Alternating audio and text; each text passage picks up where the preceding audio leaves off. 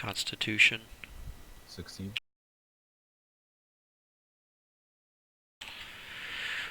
Wisdom. 10.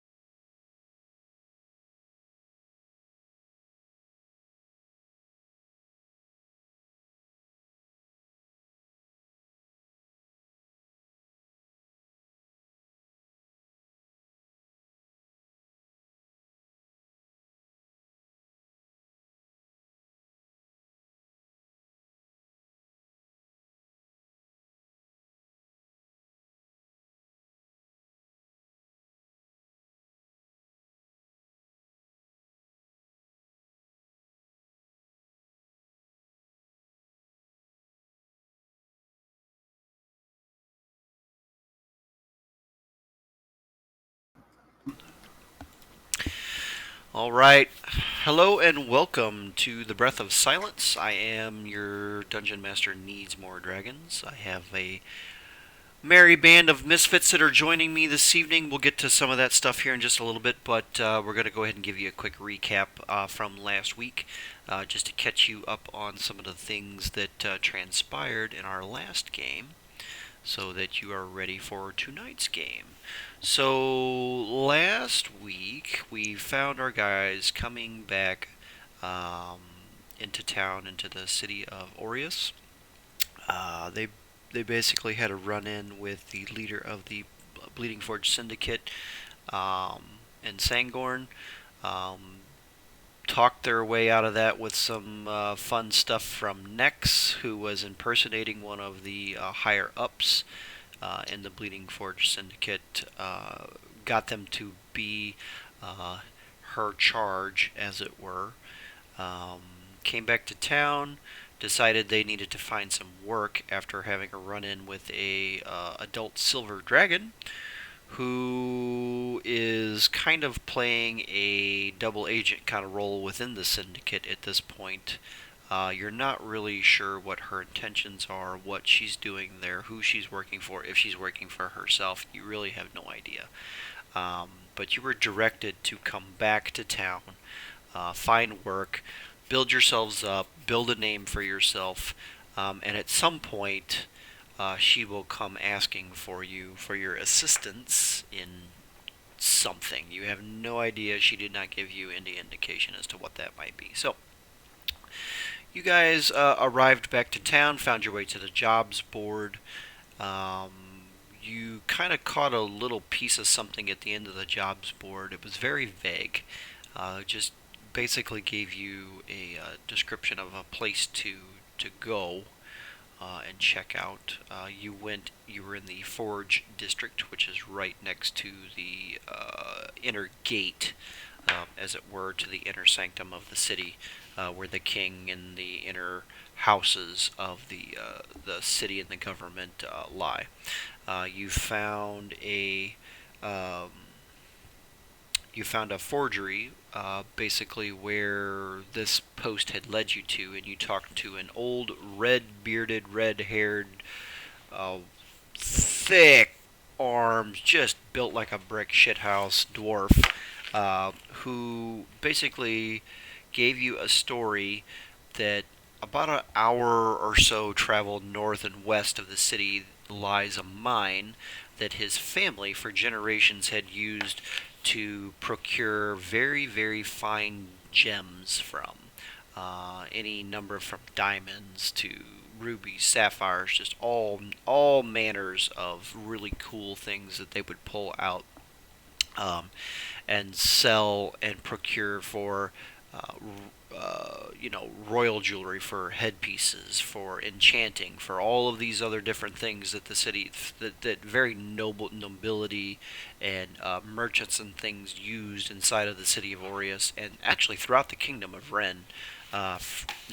Furthermore, um, he basically caught your attention when he brought a chest out and set it down in front of you with a large clank, opening it up and pulling one of three satchels inside of the chest, giving you just a little peek inside, showing you that it was indeed filled with platinum, and also threw in a sweetened prize of a diamond worth at least 1,000 gold into the mix.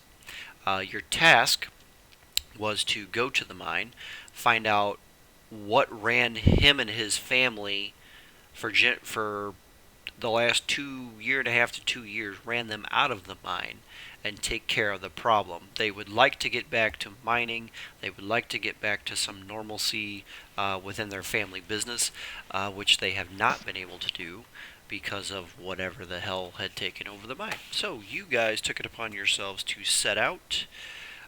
You made camp the first night at basically the little cabin and shelter shack slash barn that are set next to the mine, or close to the mine. Merrick had a little run-in with an unknown cloaked figure outside, The rest of the party were kind of a little bit suspicious of his run-in, not really knowing if they truly believe what he said, or if Merrick just ate a bad body part or something and was tripping a little bit. They're not really sure, but maybe that'll come into play somewhere down the road. They made their way the next morning to the mine, um, where they started an investigation into the inside. They ran across two gray slods or slotty, which are some really nasty, nasty beings with a lot of punch to them. After some really interesting battle tactics, some miscues on the Slod's parts, they were able to dispatch both of those Slods and then continue to investigate the cavern, and trying to find if there's anything else within there that can give them some answers, some clues, or if there's more that they need to eradicate before they go back and try to collect reward um, for a job well done. Um, Nex had traversed down one of the caverns, one of the halls, and peeked inside, and it was either Merrick or Nex, I don't remember which, forgive me, perceived inside of a room, and there appeared to be a metric shit ton of slod inside this next chamber, with some form of very large, ominous creature in the middle. And through a very good perception roll, found it to be a death slod, which is basically the big badass of the slod world. And that's kind of where we left it because the group decided to pull back, um, and kind of think about and regroup and figure out what they wanted to do to combat this newfound onslaught of monsters inside the cavern. So, if correct me if I'm wrong, gentlemen, I believe that you went back to the cabin for a night's rest and to discuss what you wanted to do. Or that's what you were discussing at the time that we ended the last stream. So I will leave it to you guys to discuss and tell me where you would like to start. I don't know that we did leave, but I think that's the consensus. Yeah, we didn't leave yet, but I'm getting that was out of here. definitely Okay. the plan. So we could probably just say that you returned to the cabin for discussion and rest to recuperate and figure out what you're going to do. So I will open the floor with you guys back at the cabin, which is about a 10-minute walk from the mine. So you would feel like you're decently safe at this point, being there. And it is all yours, brethren. All right. When we get back to the cabin, I'm going to use my Channel Divinity Artisan's Blessing Okay. to spend an hour. I can take first watch if they're going to go to bed. Okay. I'm going to use some of the iron stock that I got from Ferdinand, and I'm going to make like a Paul Revere looking bell, Okay. like just a hand bell. All right. So that's my plan for the night. The Slad are coming. Yeah. All right. Does anybody else have anything they wish to do before they turn in for their night's rest? I will investigate the perimeter. Okay. All right. Go outside and go ahead and make me a perception check. Or is there something specific that you're looking for? If so, make an investigation check. Mysterious strangers. Perception.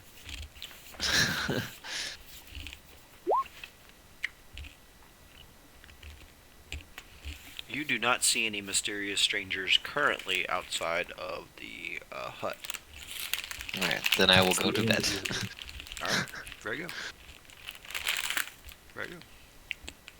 So first watch approaches, and next you are currently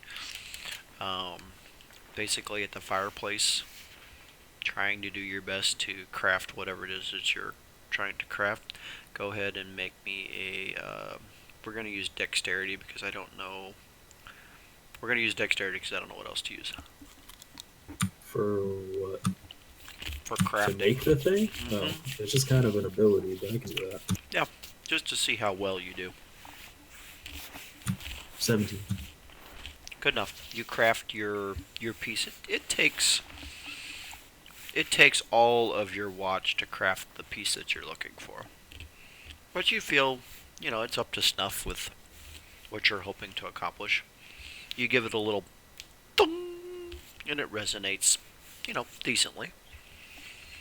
So, you feel like it won't shatter if you hit it with something, or jangle it. Rock on. Alright, so You said it took the whole watch, so I can go to bed now. correct. That takes your whole watch, and it is otherwise nothing going on. Does anybody wish to take another watch? I'll take a watch. Okay. So second watch comes. Do you remain inside? Do you go outside? What would you like to do for your watch? Same as I did the first night we stayed here. I'll alternate. Like, I'll stay inside most of the night, but I'll take quick patrols around the building. Sure. Go ahead and roll me a perception check if you would, please. 18. 18. Okay. On your second shift outside, you kind of pause by one of the corners of the building, and you just kind of kick back for a second, just kind of admiring the moonlight. And there's a nice soft breeze. The leaves kind of rustle a little bit as the breeze kind of filters through them. In the very distance, you hear that same oh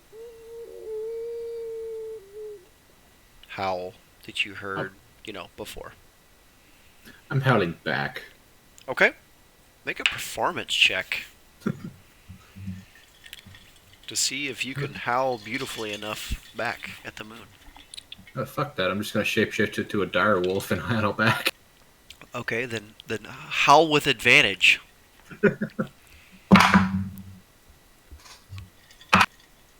Nat 20. 21. All right. Um. The howl so loud it wakes everyone up. Yeah. Exactly. You rattle the The windows. slots come rumbling out of the cave. What is that noise? I do not know. All right. So, a couple minutes goes by, and you hear another very distinct but longer howl this time. And you wait a little ways after that, and then you don't hear anything else. And the rest of your shift goes uneventful. So Miss Joria will take third watch unless Merrick really wants to take third watch. I'll take another watch. You'll take a looking watch? for mysterious strangers. Alright, so go ahead and take a stroll outside and see if you can see what you see. Okay. It's like I'm definitely not rolling better than the 19. Yeah, not so bueno this time. So you make your way outside. You see the same nice big bright moon that Sabros saw. The breeze is still blowing gently in the trees. I hope it wasn't a different moon. Yeah, right. Well, you never know. You see, a couple of raccoons skitter by across across the road in front of you.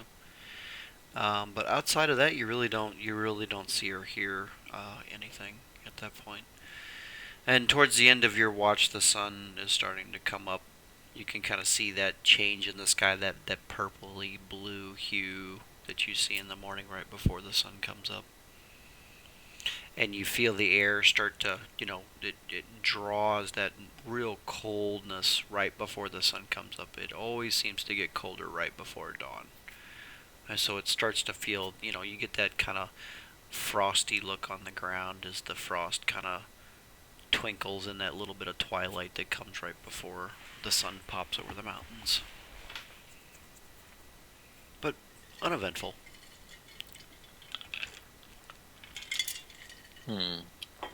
However,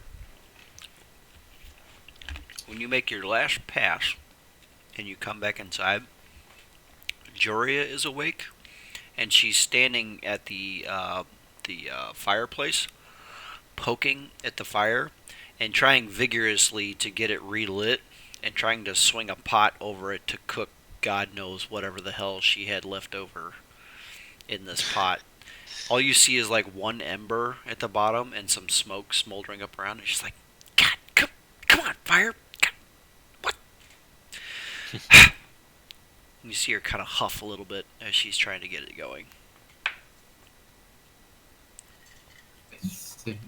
Having some trouble there. Oh, good morning, good morning. Yeah, just trying to get the fire going here. Was gonna make you guys some breakfast, but breakfast is good before we go fight. What's on the menu today? Well, To die. to die.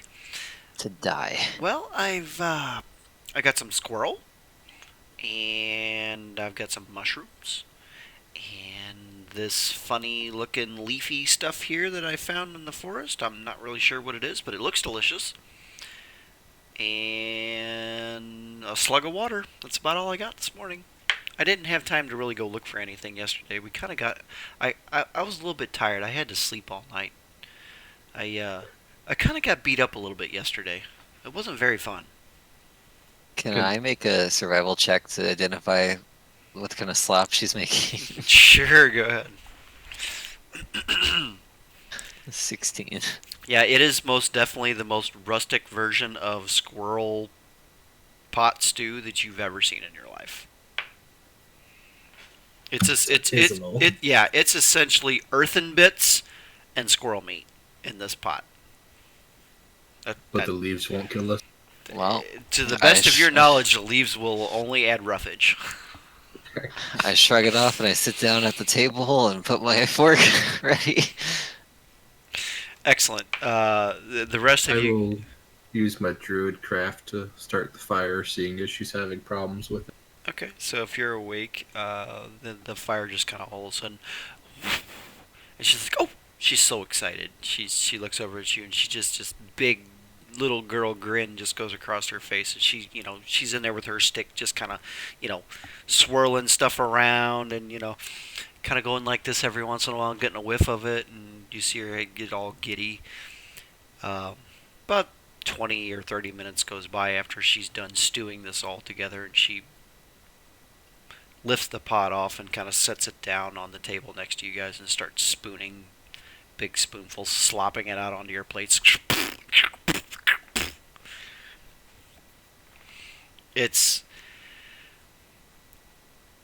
smells of wild gamey meat, mushrooms, and like this musty wet leaf smell. It's very strange smelling, and it's very brown and kind of drab looking. But you see her sit down and start eating it, so you guess that it's edible.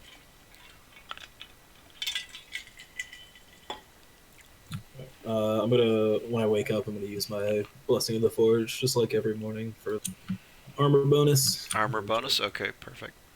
That'll I'll work. join my friends at the table. Okay, perfect. So you all sit down at the table, and Joria kind of looks over at Nex. She's like, "So, what are we gonna do? That was a lot of monsters in there that we saw yesterday. I'm kind of nervous. What are we gonna do?" Joria, dear, I find myself quite troubled as well. I don't know that in single combat we could kill them. It may mean our end. But in my time spent up last night, I may have cooked up a plan that might get us out of this. Oh, I like plans. Yes, plans are good. And cooking. Oh, I love to cook. Cooking is one of my favorite things. So fun. Well, whatever you come up with, whatever you decide, just let me know, and I'll do my very best to help. I appreciate that. So, friends, I believe once you're at the ready, I'm going to leave most of my gear with Jory here, if that's possible. Could the three of you make a perception check for me, please? —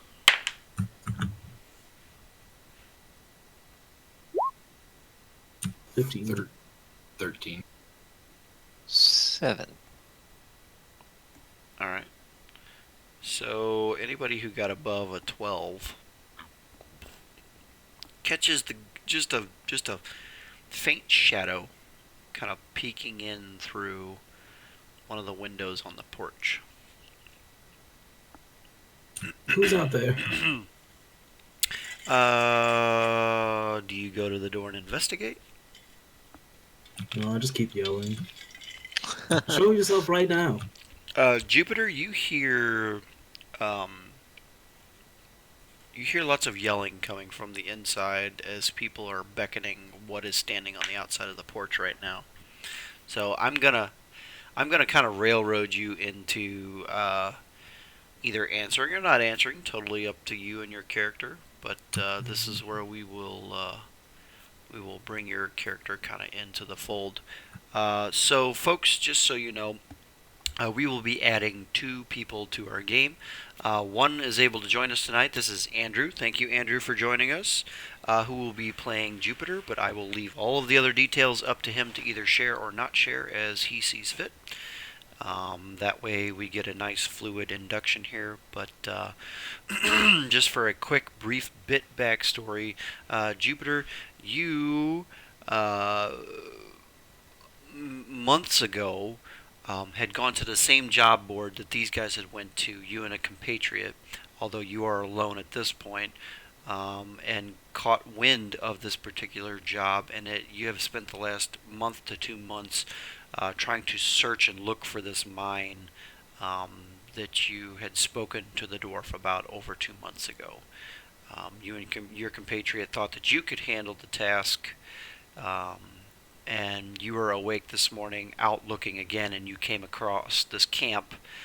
You peered inside to find these fine folks discussing and doing their things in the morning. So we will start it right there. I stand up and ready for a double guiding bolt. Okay. Is there a door or an opening of some kind? Like, are they enclosed or are they out in the open? No, they are in like a small cabin. So you're basically standing on the porch, peering in through the window, trying to figure out if there was anybody inside, what's going on, that kind of stuff. Okay. So from the inside of the cabin, you hear the footsteps on the porch, and the door opens, and before you stands Jupiter. Is going to be somebody about 6'3", 6'4". He's going to be dark brown skinned, bald, with what appears to be dragon scales on certain aspects of his body, but you can't entirely be sure, considering most of his body is concealed by robes. But I stand out the door and I'm like, well, hi. Hi. Friend or Yeah, foe, declare yourself now.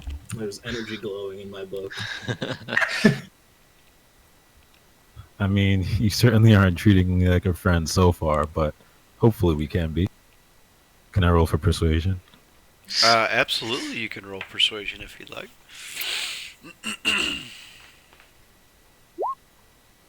Ooh. Ooh. Right, I'm gonna Welcome to the game, baby.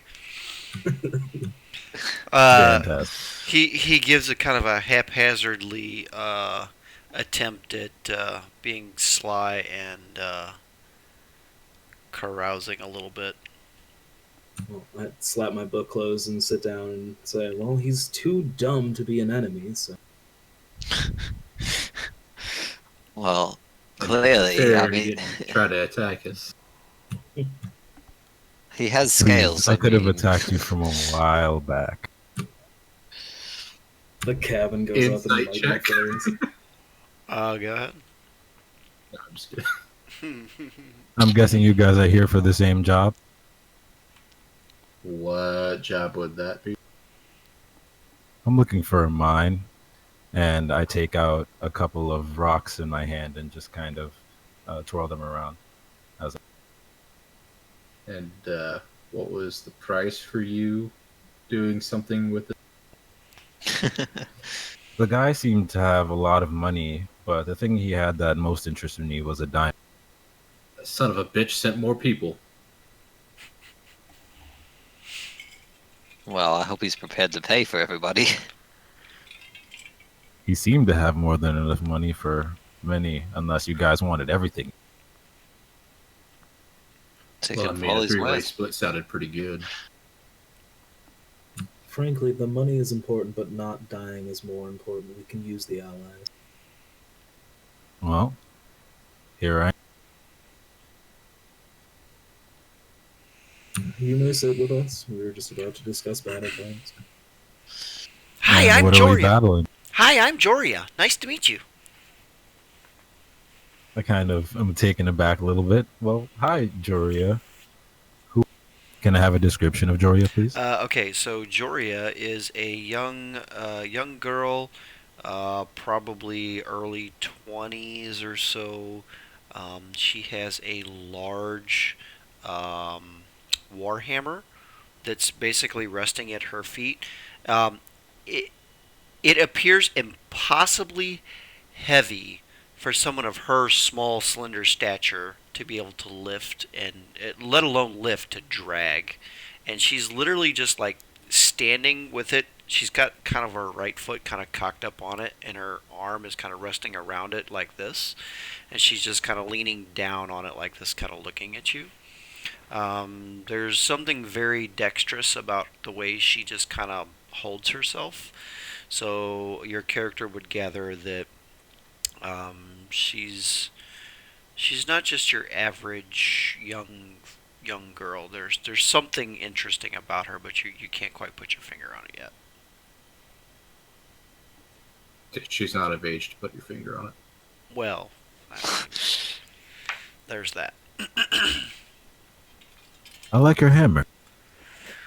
Well, thank you. She, in a flash, she whips it up off the floor and kind of twirls it so that the head of the hammer kind of spins around, and then she continues the momentum and slams it back down on the ground, and she goes right back into that, basically just kind of that leaning pose. Is everyone just as quirky as this? Well, yeah, pretty much. Then I'll fit right in. Well, you're just in time for breakfast. And battle plans, I heard. What are we But- fighting? Oh, Joria, But mostly breakfast. when Merrick says just in time for breakfast, Joria gets this super excited look on her face, and she rushes over to the pot and grabs out another plate and comes over and sets it down at an empty spot. And she goes, "Here you go, enjoy. It's my morning breakfast special." All right. And I take a spoonful, put it in my mouth. I make a bit of a face and I go, tastes just like I used to have as a child. Oh, she like melts with affection in her face. Smooth. Totally, totally just smitten with you right now. I like him. Is that an Good. important I'm roll? already. So, Just throwing dice. I'm just throwing my dice. Okay. A meteor hits the cabin and you all die. No. Perfect. There's your meteor. Alright, so you guys sit down and discuss battle plans. I am going to remove myself for a few minutes, and you guys discuss whatever you'd like to do. And when you're ready, you let me know. Right, so I it's take a- another spoonful and I go, okay, well, you say battle plans as I kind of talk with my mouth full of food. What are we fighting exactly? What is stopping us from just taking this mine back for this? I know, right? That's exactly what I thought we were going to be doing. Well, I appreciate your vigor, but these enemies seem a bit more trivial than what we have been fighting, or a bit less trivial, rather. Gotta say, what have you been fighting? Fighting my inner demons, friend. Oh, yeah, those are pretty non-trivial. Well, now we're dealing with outer demons, and they are strong, toad-like, and have claws the size of your body. They are Slod. How many? Half a dozen, give or take. One much larger than the rest. It's a Ah, tough okay, fight. so not too many then. Yeah, just a few. You know, a few of them that could easily maul your entire body and burn it to cinders, but a few of them. So, Let's hope I don't get close enough. I believe a bit of diplomacy may be in use here. So, as I was starting before, I'd like to leave most of my armor with Joria, if possible, save this bell that I've made last night, and I give it like a little ring. And my holy symbol. And I believe, and I kind of pull my hood back at this point to reveal my terrifying changeling face. Gotcha. I don't know if you've met one of me, but what I can do is turn into things that I know. So my plan is to turn into one of the Slod and try and figure out what they're here for, and perhaps assist them in departing. Be great I to see your hear face, description. and I kind of give you a quiet stare for about a couple seconds, and I say, well, that's not the most horrible thing I've seen. I've been turned into things I didn't know, so Well, let me Let's help be- you with that. And I turn into Jupiter. wow, you're the most handsome guy I've ever seen, actually. Now that A short, curt laugh, and then I turn back into original form. So, assuming this all goes well, I may have info to report to everyone, and we can figure out how to proceed from there. But if things don't go quite according to plan, this bell I will ring like hell, and I need you to come to my aid. I mean, I've already come this far. It would be a shame to die now. They weren't such a big deal last time we were fighting them. Yes, but we didn't fight a room full of them at once. Just a few. You didn't have me either. Narcissistic, but I appreciate it. He's got scales, so obviously he's got to be one of the better ones. Not quite as many scales as you, though. Keep that in mind. Yeah, exactly. Everything is as it should be. So we'll take a quick pause right there. The rest of you, why don't you just quickly give Jupiter an overview of your character, just so that we can kind of catch that up, so that these pieces make perfect sense to Jupiter. So Sabros, let's start with you, please. How do I have to go first? You got pickers. Because you're you got first on my volunteers. camera screen, okay? So speak. You mean first in your heart? Yeah. Right about here. As you look at Sabros, you can see he's very obviously an elf of the Eladrin race, and he's darker skinned. He wears... I'm trying to remember what the hell he wears. He's wearing ringmail that's adorned with different bits of animal bones, just ranging from various sizes, but mostly smaller critters. And his cloak's got some feathers tied into it. Anytime he's in battle, the mask that he has across his back he wears. Mask is carved from wood, has a very grim appearance, and branches stick across the top in this wild, almost like antler mane. So he usually keeps to himself until he has a quip to say. Or a dong to pull out. Hey, Shillelagh. one time. Shillelagh, okay? Actions speak louder and all. Well, trust me, when you see the helicopter, you'll know. Next. So Hey, it worked, didn't it? next stands about 6 feet tall, incredibly pale skin, long silver hair and pale eyes. She wears a forest green robe with the hood generally pulled up, which is because of the persecution. You know, in unsafe areas, she'll have her hood up. A kind of brass chainmail lays over it, and it's adorned with mostly hammers. Like you can see, like runed-looking hammers. She carries a shield on her back and a large warhammer, as well as like a very like a dictionary-sized holy text on her hip. Technically, we say her for easier reasons, but changelings are relatively age under. But you can tell by the softness of her face that she's more feminine. But A it's gem from Steven questionable. Universe. I get it. Yeah. Okay. Yeah, that's actually fair. Right on. Merrick. So Merrick is not the tallest of lizard folk. He's about 6'2", but kind of on the leaner, muscular side. About 180 pounds or so. He's got burnt orange scales that kind of have tertiary colors, so lots of reds and yellows kind of speckled about him.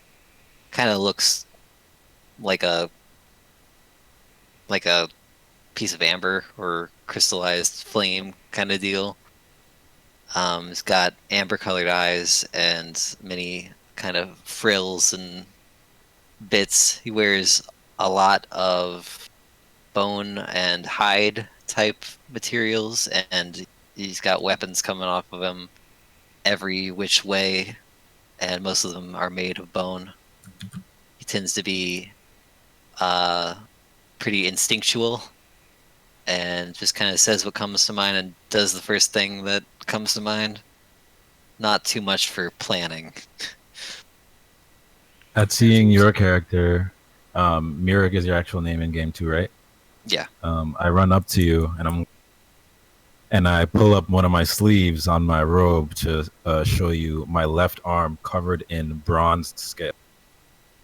Oh, I like him already. Can we keep him? Let's see if we're Well- keeping any of us. Joria looks over at Merrick and goes, "Well, he gets my vote. I like him. I like him a lot." You just like him because he likes your food.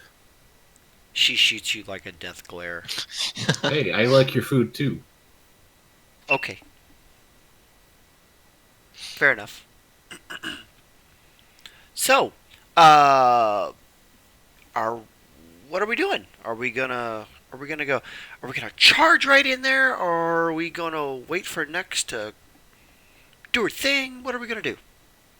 Yeah, that's something I have questions about as well, especially considering that Nex called me an idiot, I believe, something along those lines, immediately upon meeting me. So, shall we presume that diplomacy won't go exceedingly well? How will we engage? What can each of you? Was that last bit you cut off? What can each of you do? I could turn into turtles and shoot people with the moon. That's pretty fair. I'm pretty quick with the bow. Add most of the weapons, actually. I'm really Swing good a with this hammer. hammer. Oh, and I can stop. I can stop people from moving. That's a pretty cool trick. That's very useful. We can beg for the light of the Lord to save us. And swing this hammer quite well as well.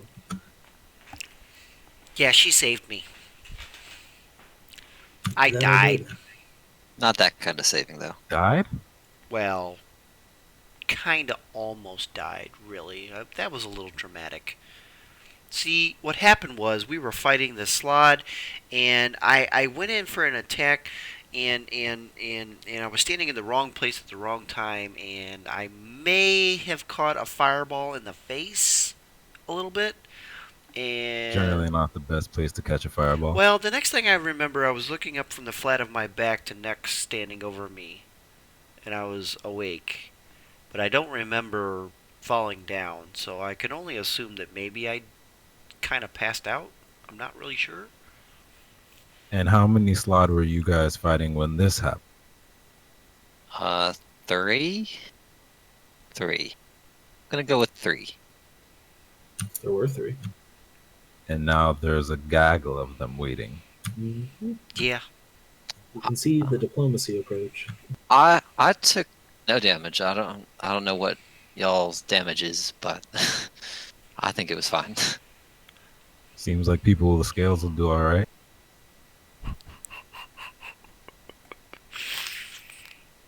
Well, I've spent enough time in front of a blazing hot forge that I don't have much to worry about by way of fireball, so I feel like I should be the one to head in. So as long as you all are ready, I suppose we'll get this in action. Perfect. I'll give you about 5 minutes. You do what you need to do, but I'm please don't ruin this for me. pretty sure within 5 minutes you're gonna know whether this went good or not. Yeah, I'm pretty sure. But for flavor, I'll threaten you about it. Perfect. All right. So, you guys gather up your things with your newfound friend, and I will allow you to re-enter the mine. As you do so, um, you don't pick up on any newfound interests. It's the same tunnel, the same half burnt out torches where there's not much left on the end of the torch. It's not lit, but as you walk by with your, with the little bit of light that you're carrying with you via torch or however you decide to do that, and this is more for Jupiter, when they entered in, the torches that are sticking out at a 45 degree from the wall every so often, they're old. They've been burnt out. They've got little bits of rag and things at the end of them, but there's really not much left that if you actually tried to ignite them, that they would catch fire of any sort. You see various carts. There was a well-laid track system into the mine for pulling stuff out and things in with carts. You see various instances of those toppled over, most of which just have bits of roughed up fabric or chunks of wood or various gems, but nothing super eye-catching or anything, just bits of things and rock and shit thrown all over the place, as it were, as you go into the mine. You guys traverse inward. You started here, right here, if you're looking at the map. You initially went this way. Your encounter was down here. You transversed back and went this way here. And it was at about this point here where, and correct me if I'm wrong, guys, was it Merrick or was it Nex that was here and made the perception? That was Merrick. He Merrick. came back and relayed the information to me, and I Okay. knew what they were. Okay, so Merrick would have been, roughly right here when he made a really good perception roll and was able to see into that chamber. You currently cannot see into that chamber as you're sitting kind of around the corner and behind the wall from where you were. But looked into the chamber over this way here. Saw a number of more gray slod that you had already fought, and then one more that you had not encountered while you were in the mine before, but because of some good history checks and things of that nature, were able to determine that this was indeed a death slod inside the chamber. So, you guys are currently positioned right here. You can maneuver yourself in whatever fashion you see fit, and then please continue forward. What plan you would like to put forward? It's down this hallway then. Correct. Just around the corner begins the opening of that chamber that they had perceived into. I think before we continue down here, we should check the other chambers real quick and make sure they didn't disperse. Fair enough. I agree with Wouldn't that. want them sneaking up on us. Because when you entered, you could have went this way here, which leads you to where you were going. This way over here leads you to where you were, and you did check this one right here, which dead-ended. I would say we just check this one real quick before we go back down and check the chamber where we fought the three. Fair enough. Go ahead. Just to be That's fair. Roll me one general perception check for both chambers. I'll give it, because you're all there looking, go ahead and give me a check with advantage, if you would, please. First one's a 23. Okay. Second one is an 8. Okay, 23. You check in both chambers.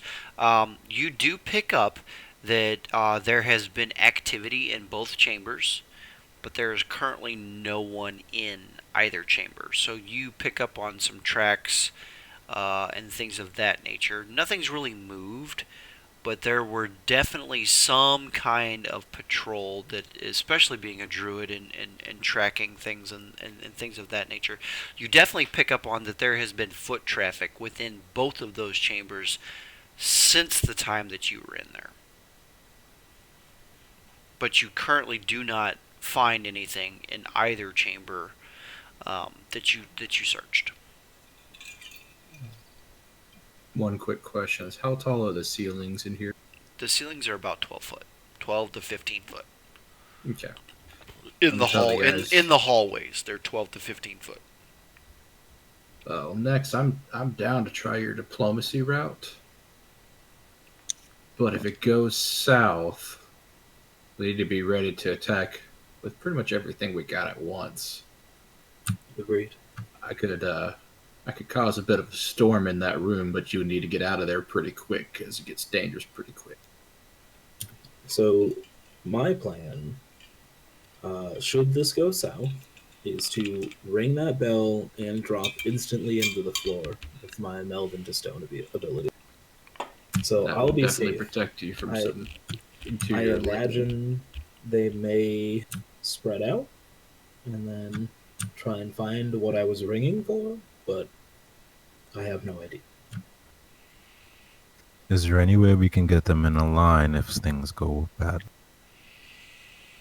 So as far as we know, the only entrance and exit to this main chamber is this J-shaped hallway here, so position yourself accordingly, I suppose. Perfect.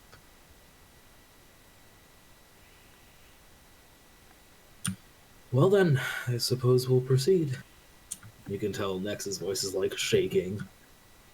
Fair enough. Okay. So as the group waits poignantly at the corner for the ringing of the bell or for some kind of message from Nex as to what transpires within that room, we're going to go ahead and take a very quick break. We're going to take about 5 minutes. And we will be right back with picking up in our diplomacy or not diplomacy of the room full of Slod. So please hang out, and we will be right back with the climactic beginning of this interesting adventure. We will be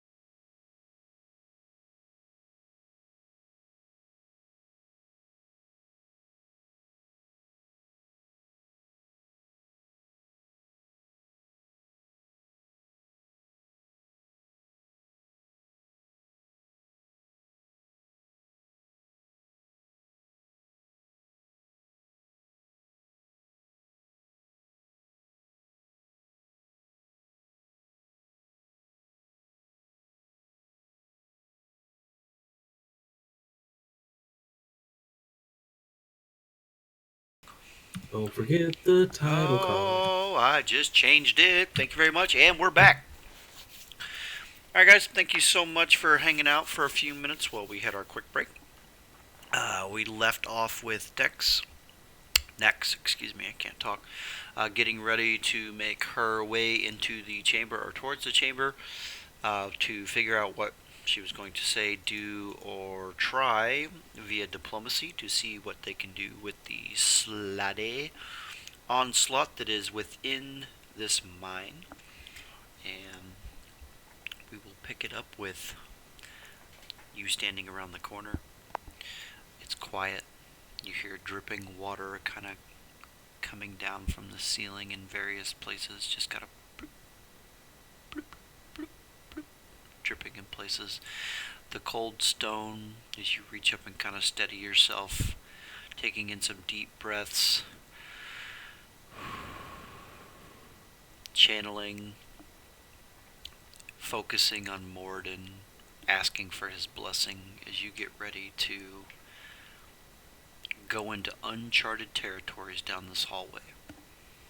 You steel yourself in the moment, and you turn the corner. So, I don't know that I'm going to change into form real quick before I walk in there. Okay. What are you trying to? What form are you taking? And I need you to roll a deception check for me to see how well you disguise yourself. Off the rip, you're killing me. Absolutely. I do have advantage though, racially. Is that cool? Not that one. 20, not natural. You believe yourself to be very slot-like. Go ahead and describe yourself to the group as you walk down the hallway. Well, most of you know mostly what I look like. A large, gross, mucusy, gray, clawed toad man. Just drool dripping from a gaping toad, but somehow fang maw. And I crouch kind of down so close to everyone that you can feel the hot toad breath on your faces, and I say, if you run, I understand. This is something I have to do, and I will not be disappointed. And I Don't stand worry, up I'll and take turn the around. opportunity if I need to. A chuckle as I pick up a bone that I can find. Can I find a bone? Make a perception check. Man, 9. I mean, there's bones kind of scattered all I over could give you one of the place. bones off my tunic. Yeah, any kind of bone will do. I'm using it as a toothpick. I'll don't- give you a chicken bone. I was going to say, you don't find one immediately, and then Sabros asks you what you're looking for, and he just kind of plucks one out and hands it over. This will do nicely. You think it'll work. Alright. All right. We're going to stride like I belong there, picking my teeth with this bone up to about here. Okay, let me do a little bit of quickness here. Ooh, excuse me.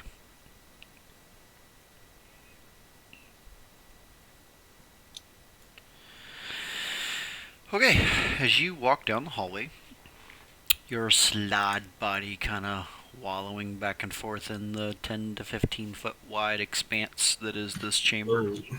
Oh, can I addendum that before I leave and cast tongues on myself? Sure. Okay. Go ahead and that's- make sure I have you mark that down for me. on it. Okay.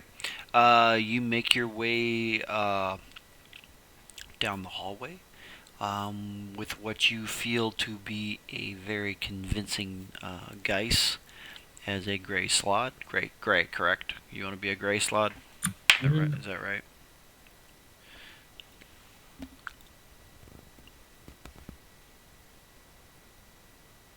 Okay. You make your way to the doorway.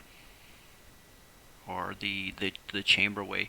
As you kind of peer down the hallways, you're making your way. You find the same torches that aren't lit, and the end of the hall is kind of almost like a natural stone archway that's kind of been carved into it.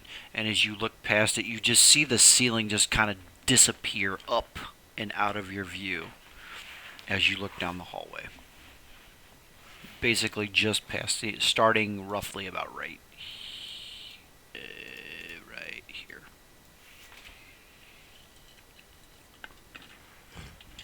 I'd like to continue casually slunking my way up here. Okay, so this guy right here, this guy right here, and this guy right here turn to look at you, and they kind of give you a grunt. Since you're right, since you're right there, you can see the rest of this here. Wow, that doesn't do that. That's weird. Okay. Anyways, okay.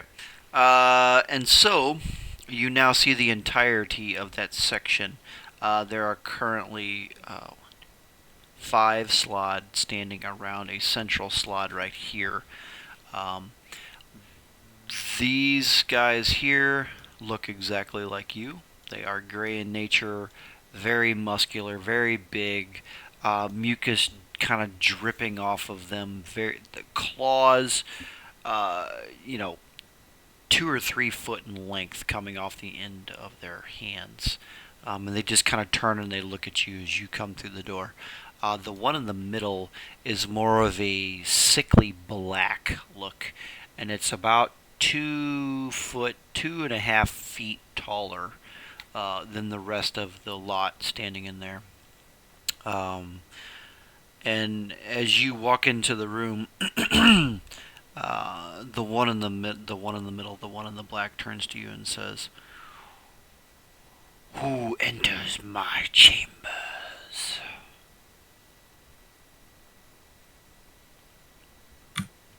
And you see him kind of tilt his head and give you this, like, through your soul stare. Just another slot under your command, sir. Or another being. I don't know if they call themselves slot. He kind of peeks his nose a little bit and he's like, "Give me a report of the mine." Currently, all seems quiet. There were signs of a struggle in the farther room. It seems we may have adventurers afoot, or something here to hurt us. Go ahead and roll a deception check for me, please.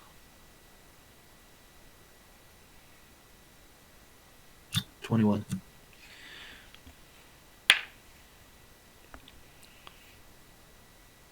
Very well. See to it that no one makes it into this chambers. Got it? We have things to do. And very little time to do it. I kind of nod, but begrudgingly, and snap back. We've been here for 2 years. Are we not done yet? He snarls at you and says, "You are here to do the master's bidding, and you are here under my direction. Don't forget that."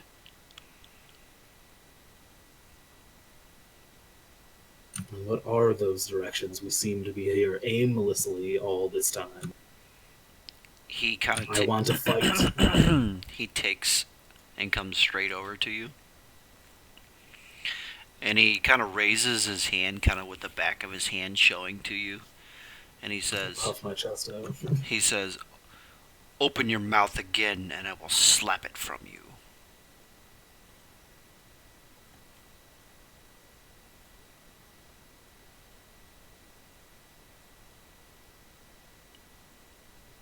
And he kind of raises his hand up, like with the back of it showing to you.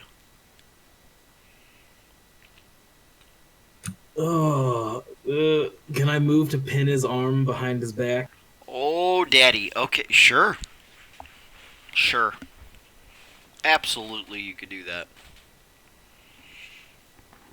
Alright, what am I...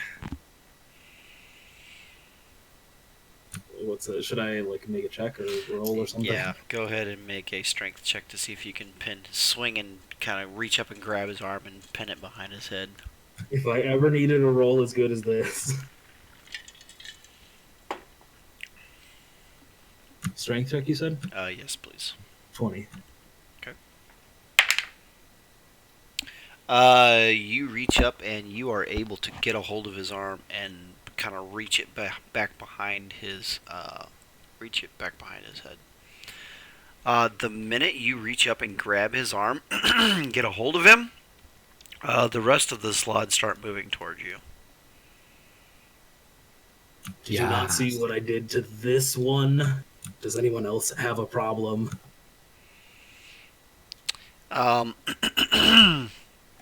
The slot that you have grasped in your hand starts muttering something under his breath, and all of a sudden he disappears out of your grasp.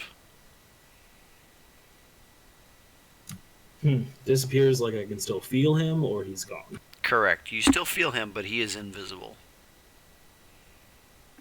What's the position that I have? Like, is he facing me and I just have his arm behind Yeah, him? you basically are reached kind of because he's slightly taller than you. He was getting ready to come down with a backhand. You like basically caught his wrist like this and kind of pulled it up and behind his head a little bit. So it kind of like half cocked his body slightly. So, and he's at the time he cast the spell, he's also at the same time trying to break your grasp and pull away. So he is going to go ahead and try to do that at this time. Go ahead and roll a strength check for me one more time, if you would, please. 19. 19. Okay. You feel your fingers give way as he pulls free of your arm. And you do not know where he is within the chamber. Can I use my other arm to ring the bell? Sure. Go ahead and ring the bell.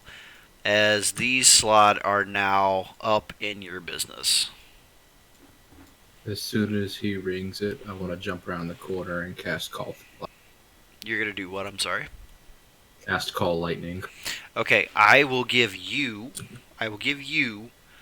that opportunity. However, after that, we're going to roll initiative. Okay? All right, so go ahead and come around the corner and position yourself and make your attack. Well, it has a 60-foot radius, which means it's filling everything. Oh, Lord. Literally everything. A 60-foot radius? Yes. It is a 60-foot Okay, radius. can you please mark a small dot on the map where you would We're like gonna to put it right here. Right there, okay. So 60 feet. And then So everybody's getting in Yes. on this. Even Yes. even your party. Where to go through the wall? sharing the love. It's But gonna it's okay. it's going to if it's are you so your line of sight is here. So it's gonna hit Okay, it's sure. gonna We'll hit put it right you. here then. It's gonna hit you, but it's not gonna hit No, people behind No, the no, wall. no, no. It's 60-foot radius for the effect. The attack itself is a 5. Hold on. So you can cast it within 60 feet of you. Yes. It's a I 5 foot radius. I basically create a thundercloud above in a 60-foot radius, and anywhere in that 60-foot radius, I can call down lightning for a 5. For 5 feet outside of the point that you put down. Yes. Okay, so where do you want to put? Do you want to put it right here? Sure. Just Okay. for the center of the storm itself. Okay. All right, so you're gonna put There it you right go. there. So this one, because he hasn't moved yet or can't move. Oh, no, Yet.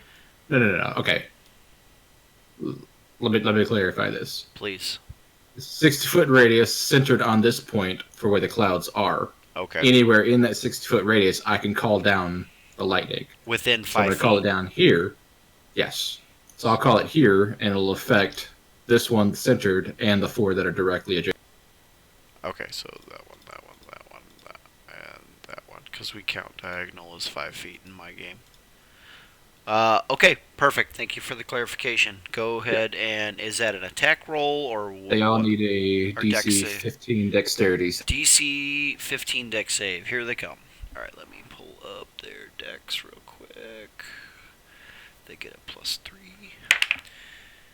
All right, there's one success. There's a fail.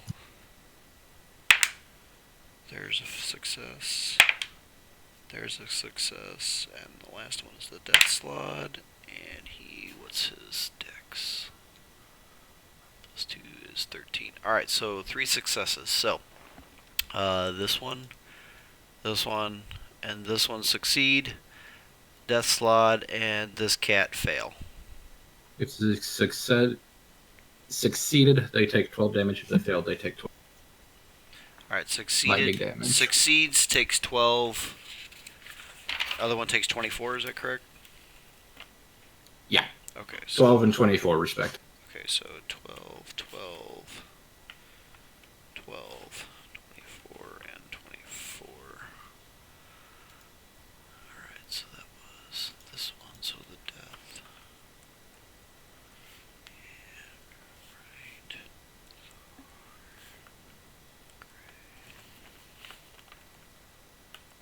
Okay, let's roll initiative, please. Go ahead and hold on to your numbers for me, and I will ask for them here in just a moment. I need my sheets. I need my pen. 8. Do an average. There's 3. Shit, come back here, D20.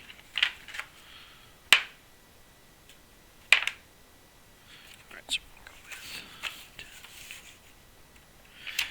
And the death slot is going to get fucking shitty.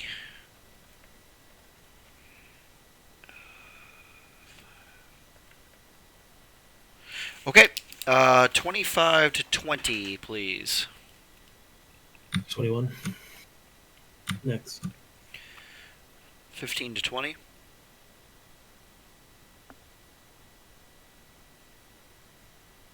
10 to 15. Jupiter got 12. Who got a 12? Jupiter? Yep. Who else? Anybody else? Just Jupiter? Alright. 5 to 10. Sabros got a 6. So we got Merrick. Sabros with a 6. 1 to 5. 1,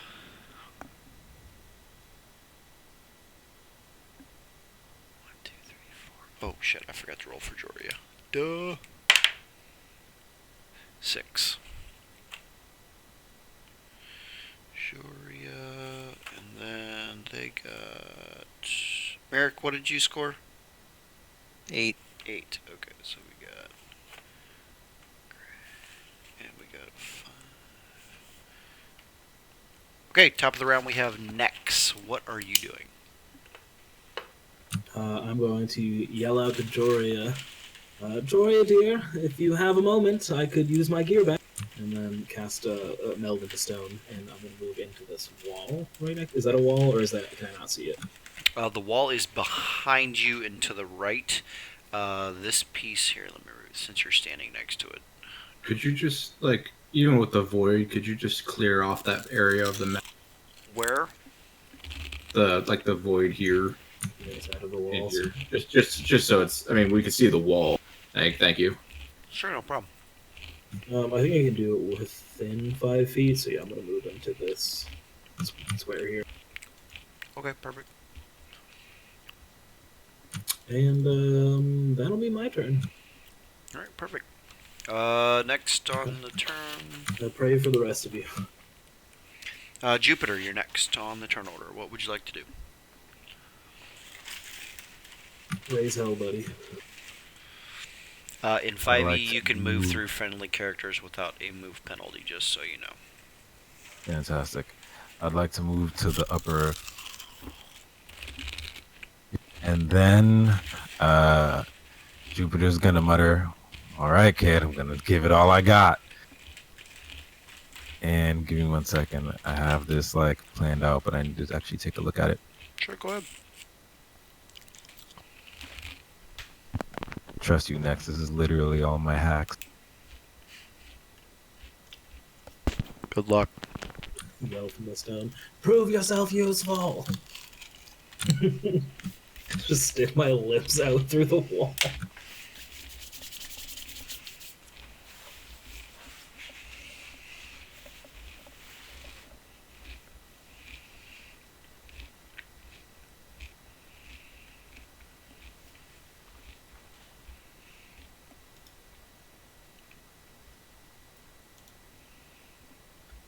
Okay, so I want to clarify whether or not you'll. With Quicken Spell, it lets me cast a spell that would normally have the casting time of one action as a bonus. Okay. Would that allow me to cast two of the same spell?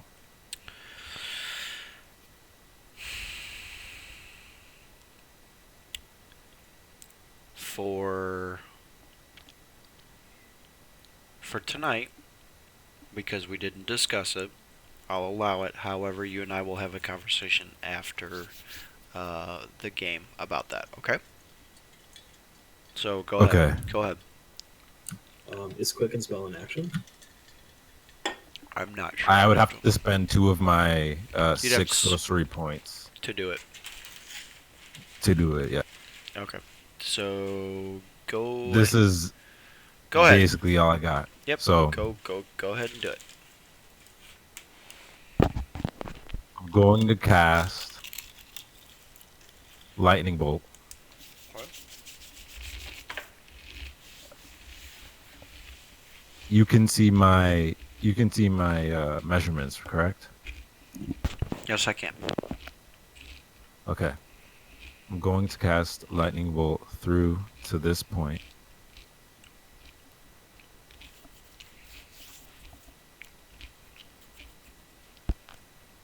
All right, perfect. Is that And a then saving I'm going throw? to use Is that a saving throw or is that a spell attack? a spell attack. It's going to be one of my level 3. One's level 3. Okay.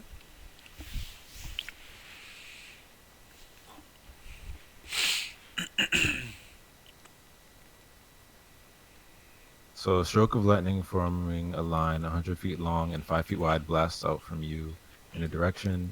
Each must make a dex saving throw. What is your spell save DC, please?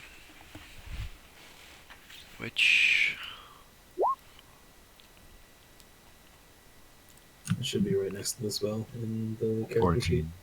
spell save DC is 14. Okay, so you're catching. Let me clarify. You want this one, which is technically invisible, but he still hasn't moved. This guy and this guy, correct? Right here. Yes. Okay, perfect. Let me make their saves. That's a which saving throw was it? Dex. Yeah. The death slot just saves, and the gray slot behind him does not save. Okay. So that's going to be 8d Give it to me, Daddy. and half as much on a successful save. So the other one gets 4. Alright, so how much was the full 8d6 on the first one?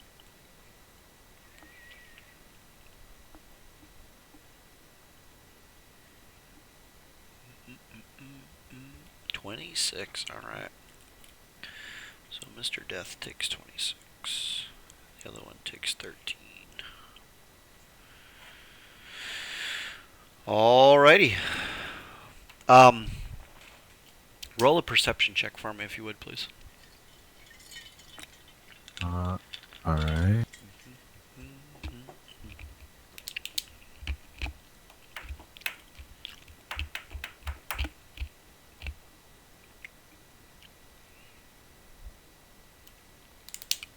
Critical fail. Okay. You cast your lightning bolt, and you see it. You guys watch as your newfound friend Jupiter shoots up to the corner of the room and just kind of pulls back. Do you use an arcane focus, or what do you use in your spellcasting? I use an arcane focus. It's a Okay. crystal. Okay. You watch as he or he He. okay pulls a crystal out of his pocket and kind of waves his hand around it and over it, mutters some words and kind of juts it forward, and you watch as this like blue purple coalesce of like arcane energy just kind of spins around the crystal and then just explodes outward in this giant bright flash of lightning from his hand, cascading down the hallway. You just hear this sickening vibration of electrical energy as it pours over where the death slot was standing, and you see like tendrils of electricity just kind of cascade up an invisible object through him and into the next one behind it, and you just see the energy kind of pass through and then slam into the wall behind him.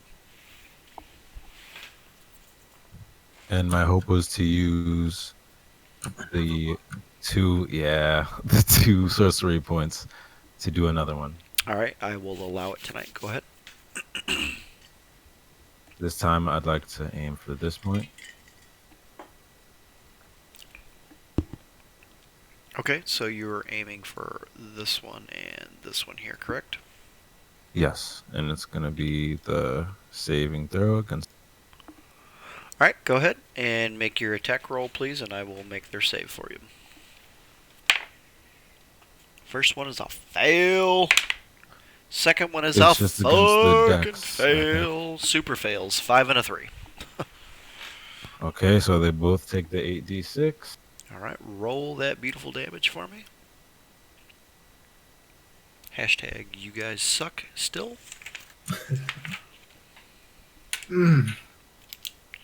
Yeah. Damn, 27 damage. Nice. It's not 29. Yeah, he rolled a 29 first.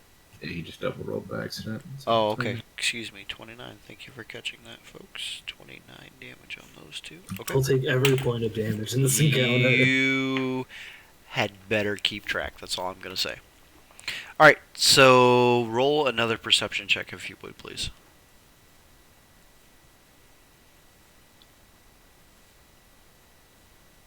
Six. You let out that same horrific ball of energy, and it appears to slam into those two as well, and they kind of react to it as you would expect them to, just kind of reeling back from pain. All right. Would you like to do anything else with your turns, or any bonus actions or movement? I believe. That was all I had. All right. Next on the turn order, we have Merrick. Merrick, what would you like to do, sir? On deck, we have Sabros. Please have your what you want to do in mind. Oh, I I do, guess baby. I will step up here on the corner. Okay. Let's see. Can I hit the death slab here? You, with disadvantage, you can shoot at the area. Well, I do have sharpshooter. I ignore cover. He's technically not covered. He's invisible. So technically, because you were around the corner, you wouldn't have known where he was standing. Okay. So technically, I'm going to say you wouldn't be able to target that individual because you did not know where their original position was. Okay, that's fine. I will attempt to shoot at this one. All right, go ahead and roll that beautiful attack. 25. 25 hits. Roll damage. 5 damage. Perfect. Let me write that down. And I will go ahead and I'll throw a superiority on there, and I will attempt to menace him. Okay. So he needs to make a DC 15 Wisdom save or be frightened, feared. That Right. is a fail, and that was this one right here. Hold on, back to that. This one right here. Yeah, so he takes an additional 7 damage and is frightened. Okay. So he cannot move towards you and must spend his turn moving away from you. Is that correct? No, he doesn't have to move away from me. He's not feared, but he cannot come closer to us. Okay. And he has disadvantage on any attack rolls while frightened. Okay. And he would have to escape line of sight to make a check to get out of it. To get out of it. Okay, go ahead and roll a perception check, Merrick, please. 12. Okay. You shoot your arrow. It strikes true from what you see. And then I'm And gonna hit him again. go ahead, Maybe. Mr. Roll Fighter. 12. That does not hit, unfortunately. Your first Yeah. one strikes true. Your second one, as you pull back and you release, goes right over his shoulder, and clatters off the Ducks stone. because he's scared. It's Exactly. fine. Yeah, he's like, "Ah!" in the most girly slad voice you've ever heard. That's Maybe it. it's a female slide. All right, that ends Merrick's turn. Let's go ahead and get on over to Sabros. Sabros, what would you like to do, sir? I'm seeing as Merrick just got in front of me, which is kind of rude. I'm just gonna rest my arm on his shoulder, pop out my finger bangers, and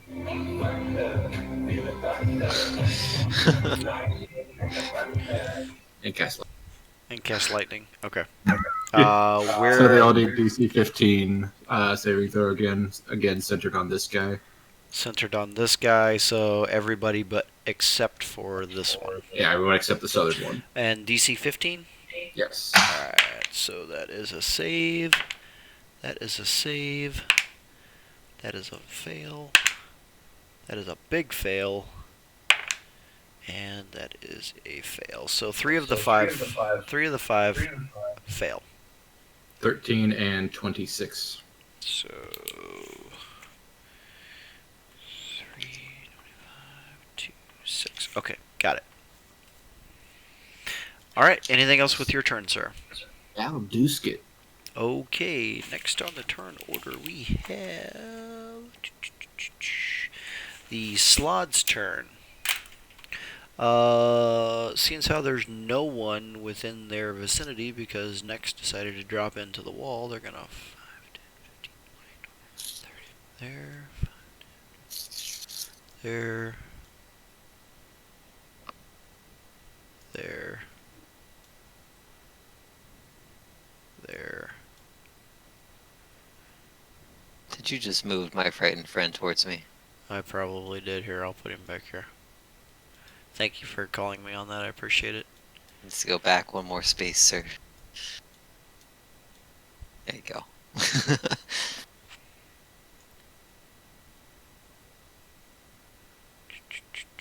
Hold on one second.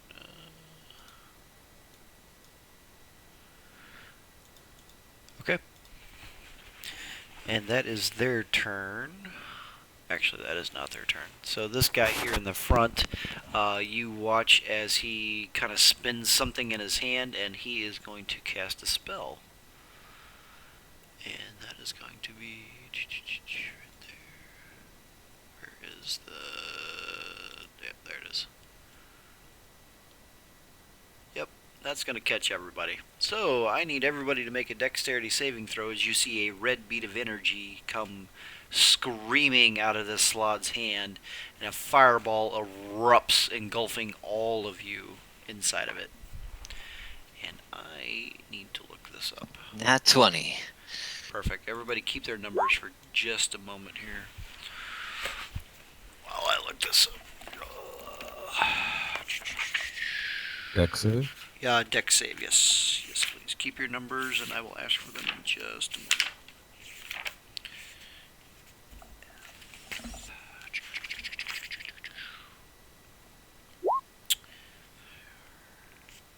Here we go. Okay, that's what it is. Alright.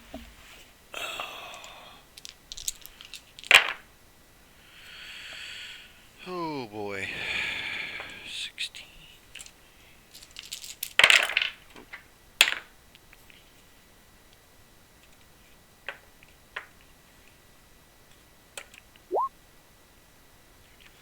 Okay. Who? And that is a. Hold on, what is his? Spell save DC.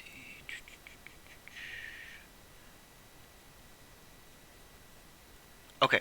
The spell save is 15 dexterity, guys. So, did anybody get better than a 15? Yes. Who? Yes. So, Sob roasted. we've got Sob. We've got Merrick. Anybody else better than a 15? Oh, I should roll Joria's. Where is my d20? There it is. I Yeah, think with a that's- natural 20, I should avoid all damage. Yeah, no. Joria, she succeeds. You have fire resistance as a dragon person. Okay, so anybody who Oh, did no, no. not succeed their dexterity saving throw and does not have resistance to fire damage takes 35 fire damage.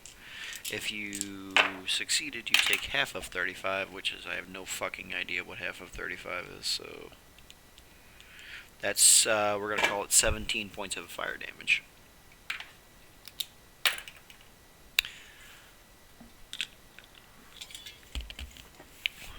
And this guy right here is going to use his action to dash. 5, 10, 15, 20. There. This guy. There. Right there. Okay.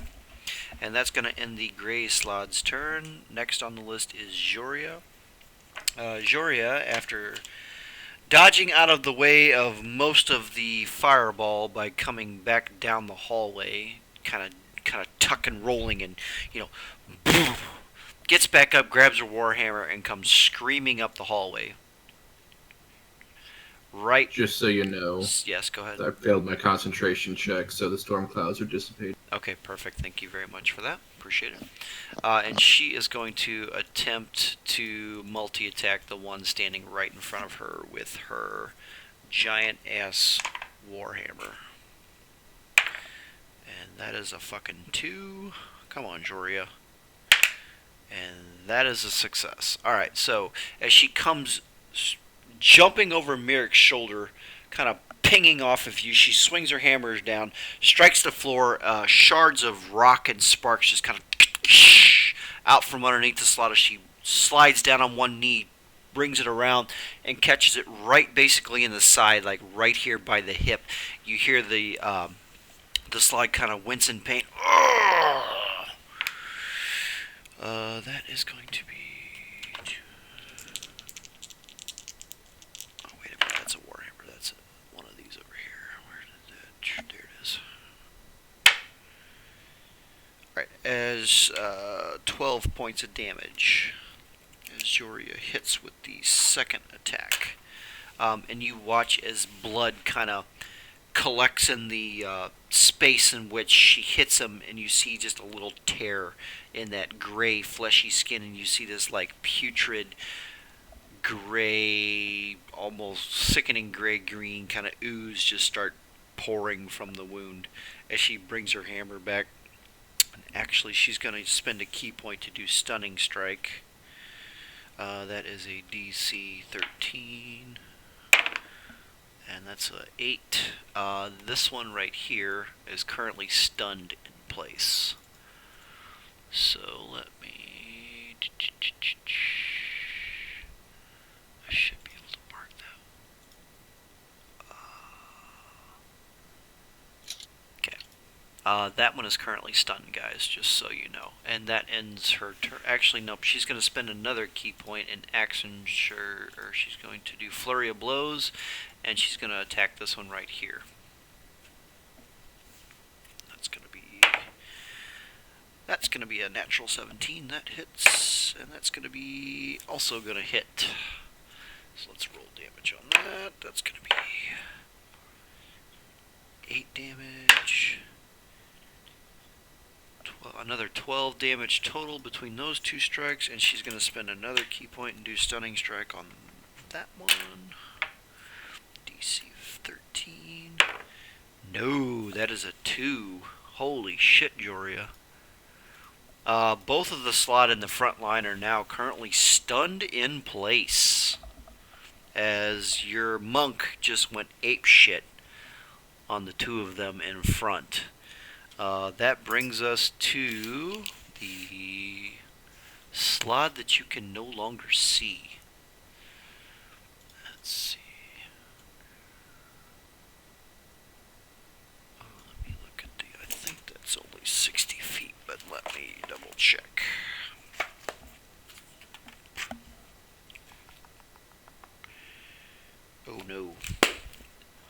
definitely can reach you. As out of nowhere, I need everybody to make another dexterity saving throw for me, please, as you see another fireball come rocketing out of the dark, slamming into the base of the floor next to Sabros. I'm going to luck that. There we go. Alright. Oh, poor Jupiter. God damn it. Alright, so, better than a 15, we have Merrick. We have Sabros. Next, what'd you get? Oh, next, He's you're not even in it, excuse me. Let me roll for Joria. She's fine, she rolled a natural 18. Joria. Failing would be Jupiter. Alright, gentlemen, stand by, please. And the slad. Yes, the sled too. I will check them right now, actually. So They have disadvantage on. they do. The front two do. Oh fuck! Good thing that one fails. That is a failure as well, so they take full damage. Actually, the next one behind him is not at it. Yep, fuck, he fails too. The 3 slots standing within range right there all fail their check. Hell yeah. That's gonna be, ooh, what a shit roll. 6.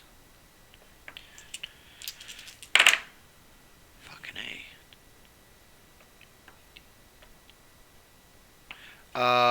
If you failed the check, you take 21 points of damage. If you succeeded the check, you take 11 points of damage. Well, I had 18, so So that means you are currently unconscious, correct? sure it is. Alright, let's do this.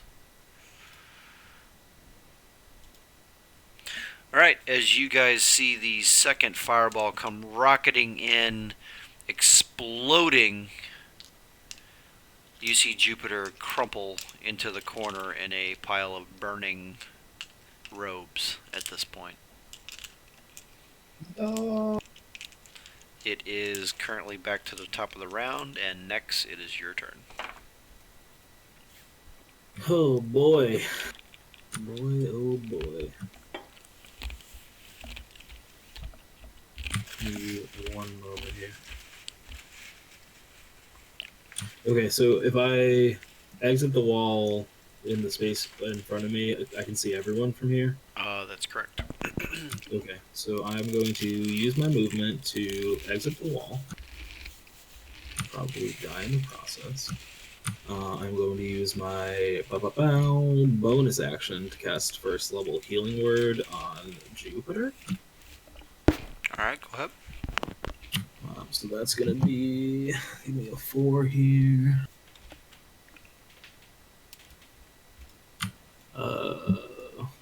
Hang on. What's the range on that? 60 feet. Which one's the spellcasting modifier? Is that the one that's in the spell? Or like next to it? No, there's nothing there. Your casting modifier is. Spell attack or modifier? They're different. The spell attack is your proficiency bonus plus your modifier, I and think it's just modifier. Yeah, so he's gonna get 7 points of life back and stabilize. You return to 7 hit points. It's a spell slot there. And then for my action, I'm going to cast 3rd level magic Spirit Guardians, which is 15-yard radius. I don't know if it hits this guy that's near me. It would hit that guy. Not the It other would one. not hit the other one. What Okay. is the save for Spirit Guardians? It is it Wisdom Dex? 14. Wisdom 14? Right. Mm-hmm.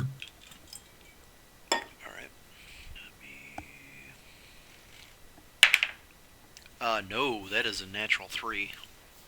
He's going to take 3d8 radiant damage. Okay.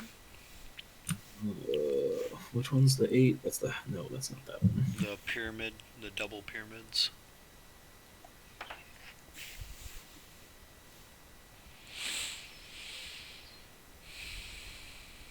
He's going to take 20 damage Nice. Fuck on yeah. the cast. And then when his round starts, he's also going to take another. If or he's has to inside make the save. radius, he has to. If he starts his round inside the radius, he has to make a save, correct? Bingo. Okay, very good. And that's that. And that's next. Okay, next on the list is Jupiter. You just got your shit rocked. What will you do? Well, first my eyes flutter back open. Welcome. Oh wait, I'm still here. Yep. Welcome back. I actually.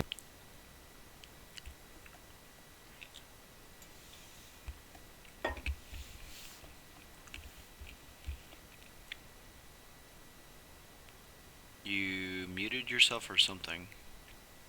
Sorry, I'm just thinking out loud on my end. That's okay. No worries. No worries. I just wanted to make sure something wasn't jacked up there.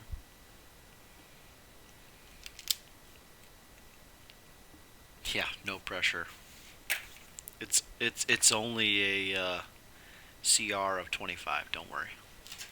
You'll be just fine. I did my best. You'll be just fine. Okay. Oh wait. A reaction has to take the place of my entire turn, correct? A reaction? A reaction is in Right. response to something that someone else, like a creature or something, is doing. It doesn't occur on your turn. So I can do it. Okay. A reaction would have to have been the Death Slot cast Fireball. You react to it. Good to know now. Just real quick, what was the damage from that last fireball? 11 if you made the save. Okay, thanks. Correct. So to make sure I'm marking this right. That's a smart idea. I'm not doing that.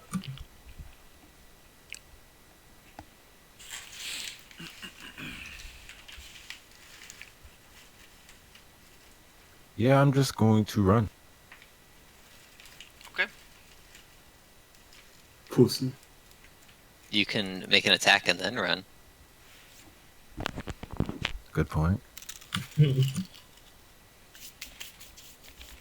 cannot be a total bitch about it. It's more that there's an ally in between me and the enemies. Doesn't matter so much in 5e if 5e, you're it casting a doesn't spell, matter. especially.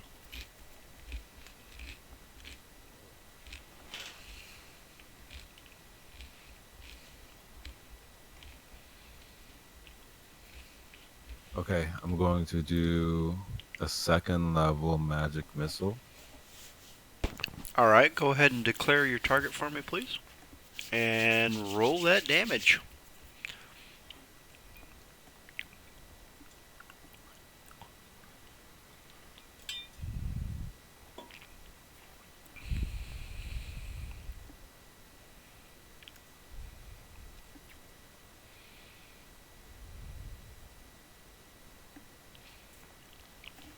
Okay.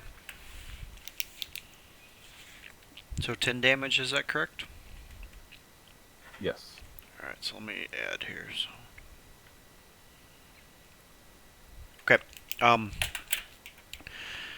You guys watch as Jupiter again calls forth the crystal, kind of waves it in the opposite direction, and you see these like little points of purple energy kind of emit from the top of the crystal, and they all flick off in different directions.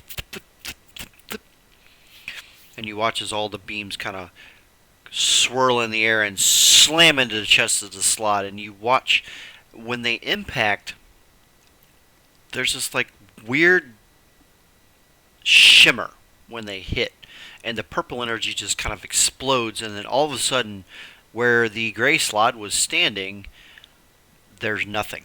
It's just thin air. It dissipates. Gone. Nothing there.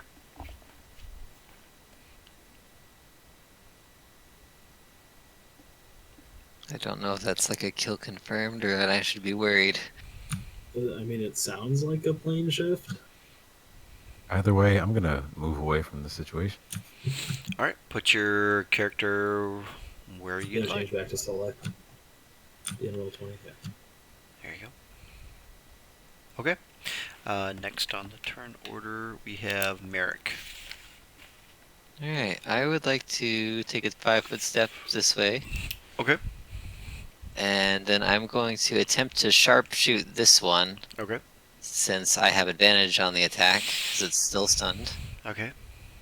Technically speaking, because Jupiter was standing here, I'm assuming, and I'm gonna ask, were you shooting at this one? Yes. No, not you. This Oh. one or this one? Which one were you aiming for, Jupiter? The one directly in front of your space here? That one there? Okay. This one is gone, so let me do... Okay. So, Merrick, you're trying to shoot this one at half cover since you stepped kind of basically halfway around the wall to do so. So just go ahead and That's roll. fine. I Go ahead. ignore cover. That's fine. Go ahead and roll. It'll be a 20. 20 flat. That hits. Go ahead and roll damage.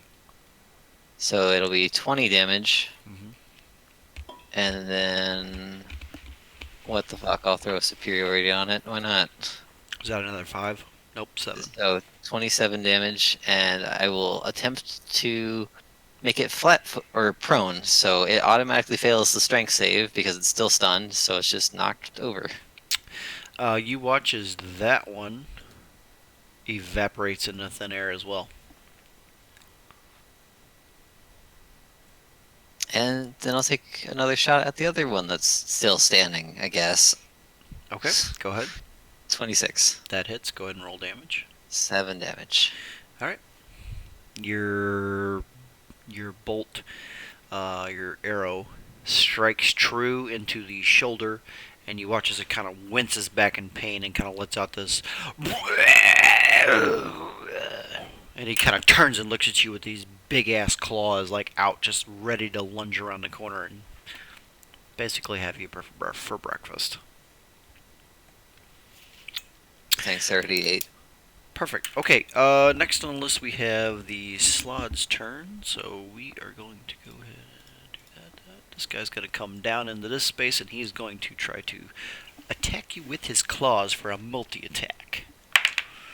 That's going to be a 2, No thanks. and a natural 18 for 21. That will work. Alright, so you take, let's see, let me look at their claw attack. Alright, so, yeah, that definitely hits. That's like not a 21, that's like a 26. 1d10, alright. D10, where are you? D10. There. That is going to be 2 plus 7 damage, sir. Okay. Plus 7 necrotic, so... Oh, wait a minute. No, that's not right. That's 2d6, excuse me. 7 slashing plus 2d6 necrotic. That is 8 necrotic added on to it. So 14 total damage. Okay.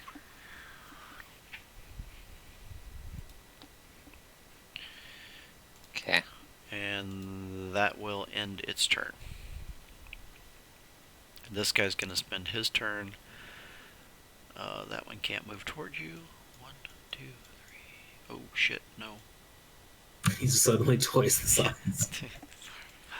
And he can't quite get to you for a melee attack as the wall is blocking him at this point. And you do not see the death slot at this point. And it is to Sabaros's turn. Cool. Well, I'm a Misty Step my happy ass to here, Alright. and I'm going to cast Moonbeam Okay. in this dark area, Okay. which has a 5-foot radius. Alright. So in theory, Attacks the it would hit darkness. him. Magic. By the power of the moon! Oh. Wee! So it needs a What do we need? Constitution saving throw, DC 15. By chance, our slots, Our slots what? are they shape changers? They are shape changers, yes.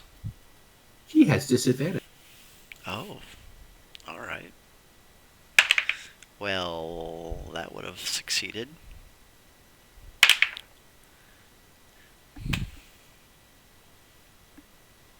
Hey!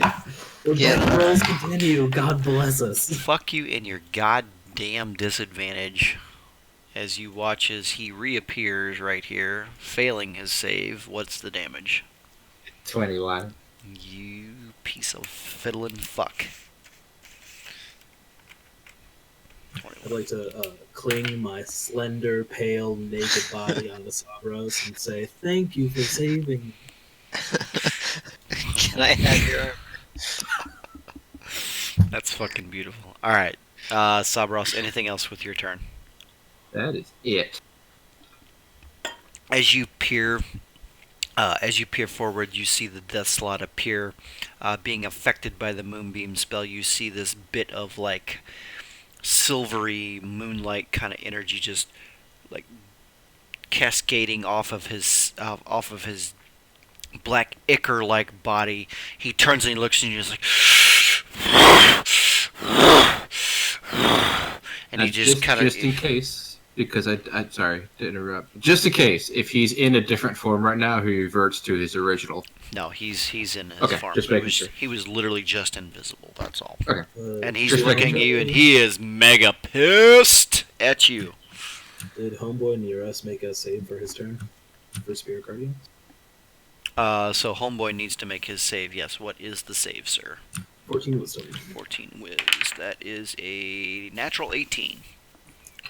Plus 0, so 18. Yeah, I don't think it's any damage on a save. Okay. Oh no, it is half. It is half damage. Okay.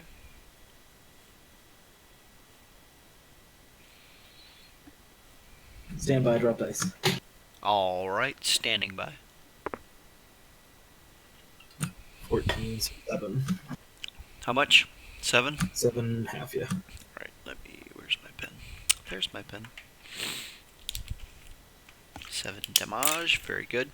As you... Let me ask, because we haven't gone here before, what form would you like your spiritual weapons or spiritual guardians to be? I'm not evil, so they're definitely angelic because I fucking hate Fae. So I'd like to think like Valkyries, but with big ass warhammers. Like Okay. gold Valkyries. Okay. So you watch At as least these like like Valkyrie. mini, you watch as these like mini gold Valkyries just kind of apparate, and they turn and they draw out their little mini warhammers, and they just circle this gray slot who's just kind of looking around like what the fuck is going on, and all of a sudden you just see these glints of radiant energy just kind of pop off of him like in sparks, and it's just like one off his head, one off his shoulder, one off his back, one off his ass, one off his foot, and you just see is this like swirl of radiant golden energy just coalesces around this gray slot, and you just see him kind of duck and kind of swat as he just kind of roars out in pain as little tufts of radiant energy just splash him all around. You know, it's like getting sprayed on by radiant energy. So, that is Nexus' turn, right? No, it was Sabros' turn. That was Sabros' turn, correct. We are down to Joria. Joria is going to reposition to here. Might I remind you I'm naked? Naked! Actually, she yells out to Merrick, Merrick, are you okay? I'll be fine. Alright, so Shayla. she sprints.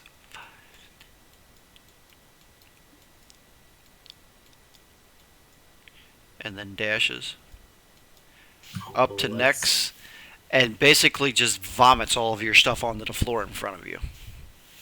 Thank you so As it much. just like comes falling off of her. She like out of breath in front of you. And that's her turn. Oh, I don't know if that's worth it. You hang on one second. I need to look up this one quick thing here.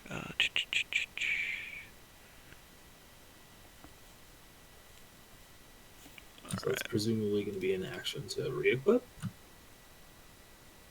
Fuck. Alright, so we're gonna move this way to here. Yeah, to put your armor on expediently will take your full turn. Because it technically should take you 10 minutes, but I'll give it to you in a full turn. Ooh, is it the Death Slot's turn? It is. Cool. He needs another Constitution saving throw. Nice. Alright, so that's 30 feet, so we'll do the Constitution, you said? Natural 16 plus 4 for a 20. Disadvantage. Because he's a shape changer? Yeah.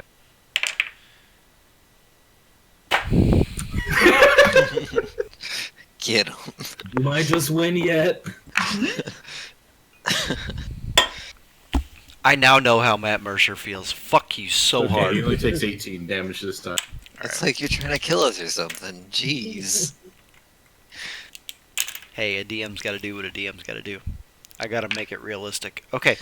You watch as he again, the silvery moonlight energy apparates on his form, and you just see bits of Death Slot just kind of slaw off and kind of chunk away, just poof, in kind of this like dark, disgusting, mucusy black mist as it just kind of like he was hit by a really hard wind, essentially, but there's no wind. It just kind of slaps to the floor. As you see, like, mucus and slime and stuff just fall around him.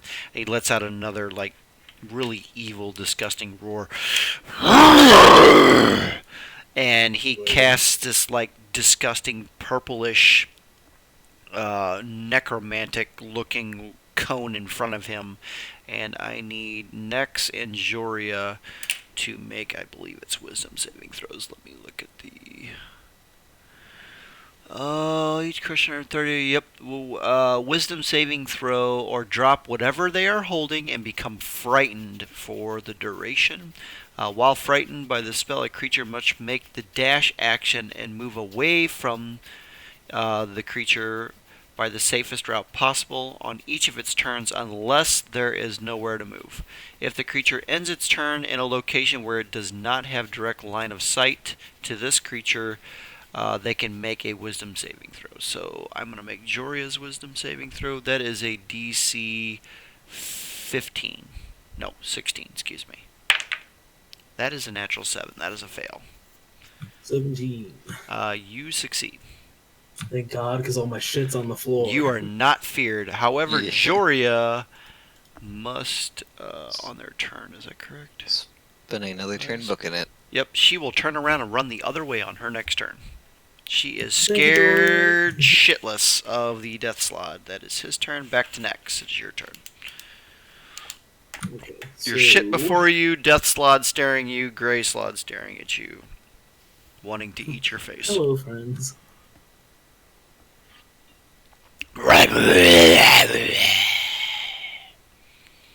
Ooh, I'm just putting all my gear on and standing here. Okay, you take your full turn doing that. It is Jupiter's Real, turn. real sexy like. Jupiter, it is your turn, baby girl.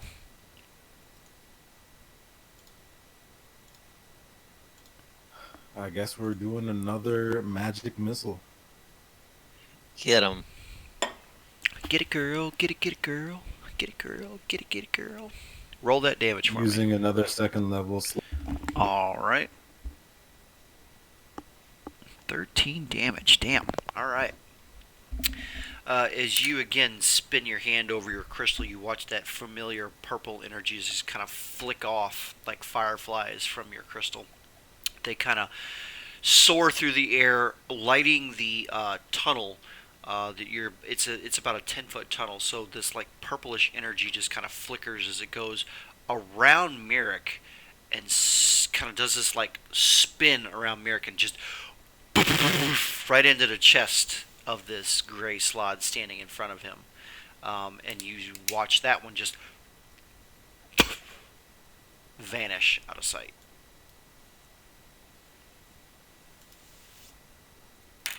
And then I end my turn.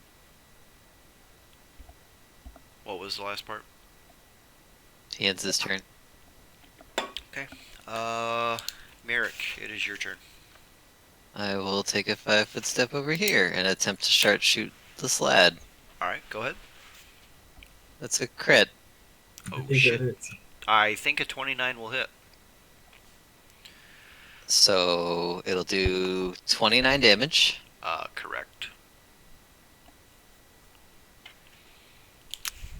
And then I will attempt to shoot him again on top of that. Before you pull your next bolt, it vanishes in front of you. Alright. Then I rescind my bolt. And I will instead... What's it fucking called? Second wind. Okay, perfect. So I will gain... 5 hit points. The modifier is actually a 6. So 11. It'll be 8 instead. 8 hit points. Okay, please go Gain ahead. 8 hit points. I will take a step up to here. And I will shoot the slad that is in front of Joria with the last shot. Okay, go ahead. 13 probably does not hit. That does not hit. I'll take my health and quiet. Alright, perfect. It is this guy's turn, and because he was out of line of sight of you, I forgot to make a saving throw, so I'm going to make that now because he was feared. Was it fear or intimidation? Frightened. Frightened, excuse me. What is your DC? 15. Alright, makes a save. Console. 16. Alright, so this guy here is going to actually move forward He's gonna make a save first. against your spirit guardians. Yeah, it was a Wisdom 14. Alright, so he makes the save for that. That is a natural 5. What's the damage?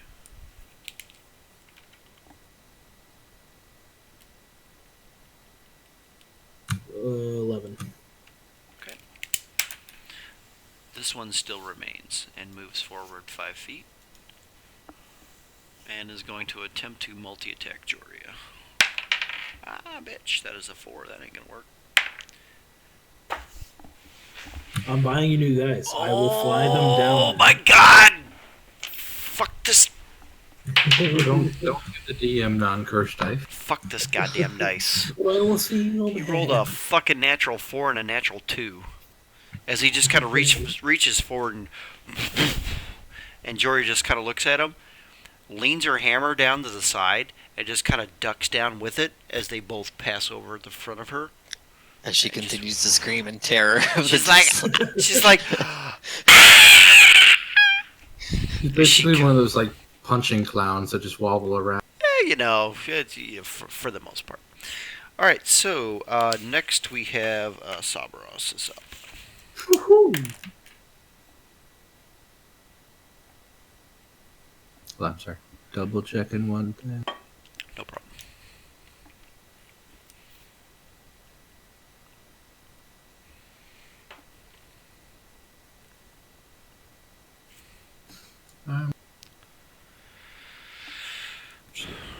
I will move my moonbeam to here. And that one needs a dexterity or a constitution saving throw. One more. I'm sorry. Point out what we're doing. This one needs a constitution saving throw. I move my moonbeam to him, Okay. but I'm putting it here. That is a what is that? That is a natural 17 for 23. 22, excuse me. With the disadvantage. Hey! And a 1. Oh, look says it all. It's not a natural 1. No, it is a natural 1. Fuck me. I thought that was a 7. 22!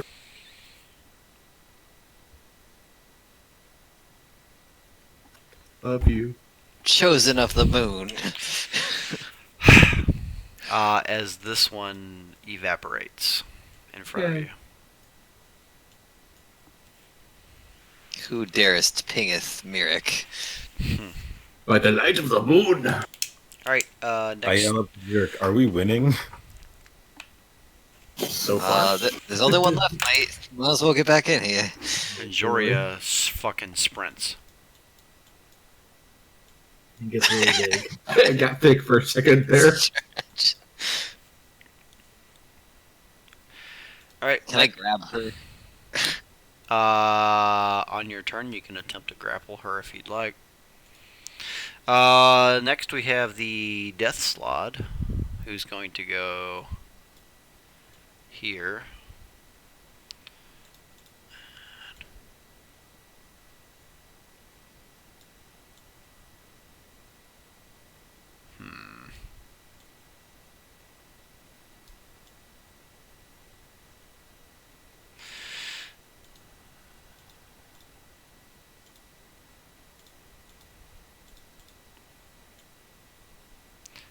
I need. Let me hold on, look at this.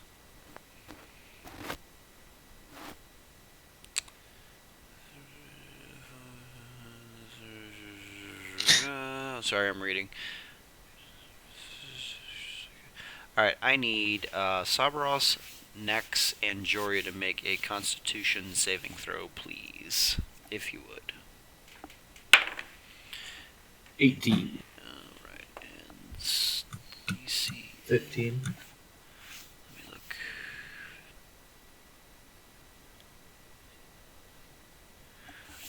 Alright, anybody below a 16? This guy. Next. Anybody else below a 16? Joria rolled a natural 17. Alright, so you take one. Where did they go? There they are. Oh, fuck. Oh, fuck. Good hefty. Oh, fuck. I'm so sorry. Yeah, you know. Let's see. 15.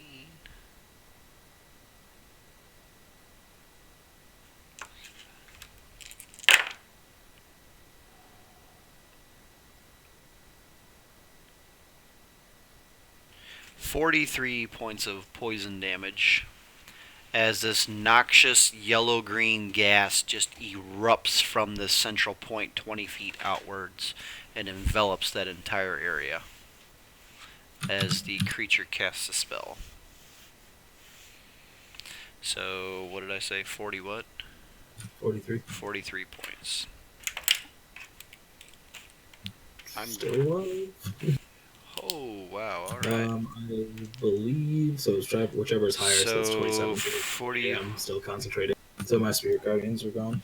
Alright, very good. So, everybody who made the save takes 22 points of damage. Miss Joria, where is your character sheet?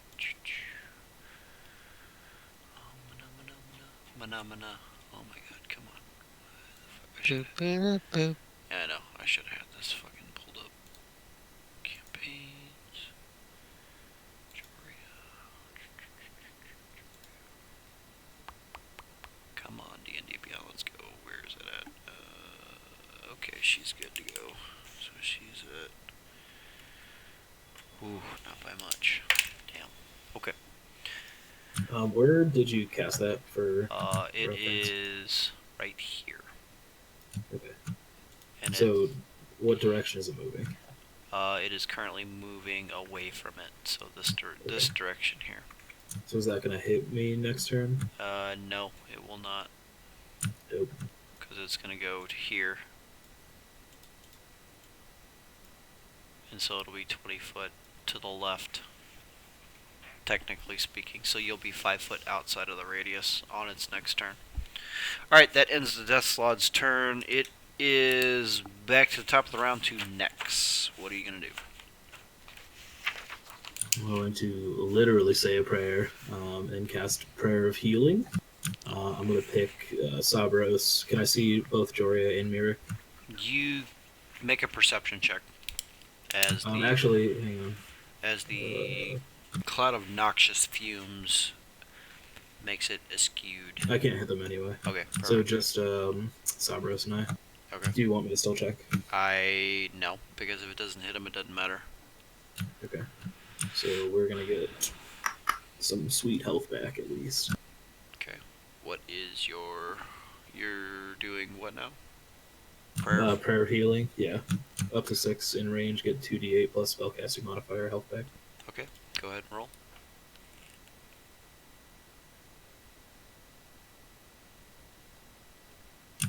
Uh, 10 health back. 10? Okay, go ahead and add that to your list, please. Do you wish to move or do anything else? Oh, hell yeah. I'm gonna get up in this dude's face, and I'm gonna spit on him as a bonus action. Okay, perfect. You rush towards him, draw out your mace, and you hawk the biggest Morden Loogie ever on this nasty piece of shit standing in front of you. And it just kind of spats on his face and just starts to slowly trickle down. And that will end my turn. And he looks glaringly at you, like, how fucking dare you All right. Next up, we have Jupiter. What was the healing that you used? 10 points. 10. Yeah. Okay, thank you. I just couldn't catch the amount.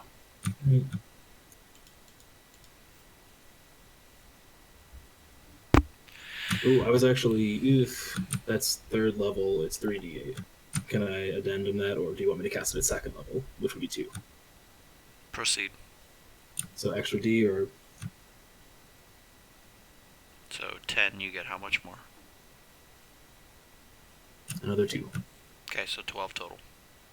Bingo. Okay. Gracias. Okay, Jupiter, it's your turn. Still muted, by the way. Hello? Yep, Good. got you now. Sweet. I was gonna say, I take a deep breath, wincing at the pain of almost dying. Kind of mutter to myself, "Well, this would be my chance to get away," and then move up to. Then I'm going to cast Mind Spike with all that I have. Okay, what is the Ooh. range on Mind Spike, please? Normally 60, but I You have Spell Sniper. have Spell Sniper. Plenty in range. Please go ahead and tell me what Mind Spike does, and if it is a saving throw or a spell attack, please.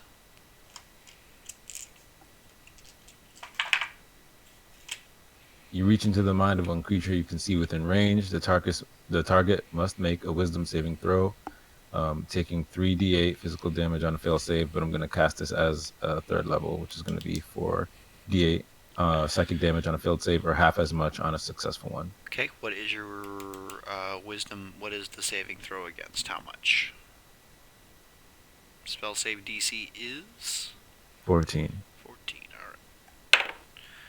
That is a 7 plus. Fuck, I have to go back to this. Hold on. Should be, give me 1 second here, guys. Sorry. Death Slud. Yeah, that's a fail. Plus 0 on the old wisdom. And the effect after the damage is that on a failed save, you also always know the target's location until the spell ends, but only while the two of you are on the same plane of existence. Okay, perfect. 19. Alright. As you release this burst of energy, you watch as he reaches up for his head and kind of like winces and kind of shakes down for a second, and shakes his head again, and he kind of looks down at Nex and just snarls with this nasty guttural. And in a language that no one else, because you cast tongues, no one else understands. Next, you hear him say, "I am going to kill you for the glory of our Lord." I'm gonna spit back, bitch. I bet you will. Merrick, it is your turn. Okay, well, for sake of Fireball, I'm gonna move up to here, spread that out a little bit. Okay. Concentration save for Cloud Kill. Thank you very much. How much damage was that again? 14? 19. 19, so half, so I gotta make a 9, essentially. Succeeds with a 10. Okay, I would like to attempt to sharpshoot him for the first one. Alright. That would be a 11. Probably not. What was it? I'm sorry, 16? An 11 because I'm sharpshooting. No, 11 does not hit. Yeah. So I will try again for 14. 14 does not hit. Alright.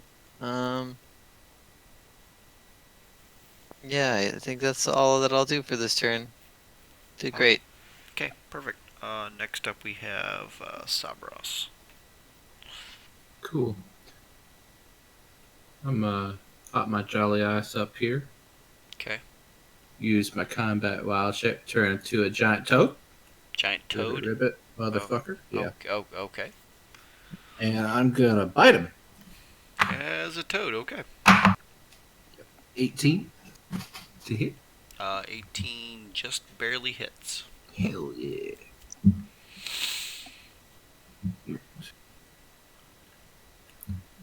Seven. Sorry. 9 piercing damage Alright, and 3 poison damage. alright, I'm sorry, 1 poison damage. okay, 10 in all. okay. And he needs to make a DC 13 strength check. Okay. What's the effect you're going for? You will be grappled. Oh, okay. 12 plus. Yeah, that's a 17. He resists the grapple. As you reach out with your toad-like tongue to try to lash him and hold him in place, he just kind of slaps your tongue out of the way. Kind of like Who knows Bishno. about toad mucus? Bishno. It was like mucus on mucus love, but hate at the Right. same time, so it was kind of like... You're never gonna catch me. You can't touch me. Candy. Don't touch me with that tongue. You silly little toad, you. He's actually a halfling. Fuck. That's what he was. That's not. Oh man, that's funny. That's it for my turn then. Alright, perfect. We have Joria is next. She is not out of line of sight yet, so. Pew, pew. 1, 2, 3, 4, 5. Oh, and she's tall again. And at the end of her turn, we'll make a save for her. Okay, that's behind stuff. I can't read it. Yeah, definitely does not succeed with a natural 7. Okay, we are at the Death Slod's turn. The cloud is going to move 10 feet this way, away, as directed. So, come on, fucking do the thing. 5. Motherfucker, come on. 10. And I need Merrick to make another Constitution saving throw, please. And that was 22. 22. Alright, that succeeds, so you're going to take half damage. That is 14, 16, 20. Oh, fucking God. 28, 34, 36, 42, 21 damage, sir. Okay. Are you still awake? Yep, I'm good. Okay. Let me make sure that Jupiter doesn't need to make this save too. That was... Oh, girl. Oh, girl. You're so close. Another round and you may not be feeling so hot. Alright, so that is his turn. Actually, no, that is not his turn. He is going It's the to... cloud's turn. He's actually going to risk this. So, hold on. That was the cloud. How many times can I do this? Alright. Yeah, why not? Fuck it. He's going to cast... Alright, I'm gonna roll, just to be fair, I'm gonna roll a d20 on that. Yeah, fuck. Alright. All of a sudden, the Death Slod disappears in front of you. It is going to attempt to move away. I will give you an attack of opportunity, although at disadvantage because he is invisible as he moves away. Is that something I can react to? In, like the casting of the spell or not? It is a Or is it instant? yes, you can react to it. Okay. Does invisibility have a verbal component? I believe it does. I believe it does too. VSM, yes, it sure does. I would like to react and cast silence in the area. Oh, all right. what is you're gonna have to show me silence because I don't know if there's any kind of save or a concentration check or what. It doesn't seem like I have to keep concentration up to keep it up in the area. Okay, but it so doesn't look like here's what I'm gonna say. Go ahead and roll a. Wow.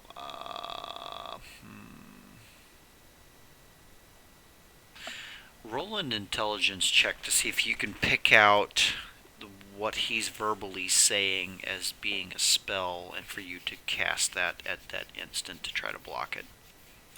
11. He is the only one who speaks the language. He is. Man.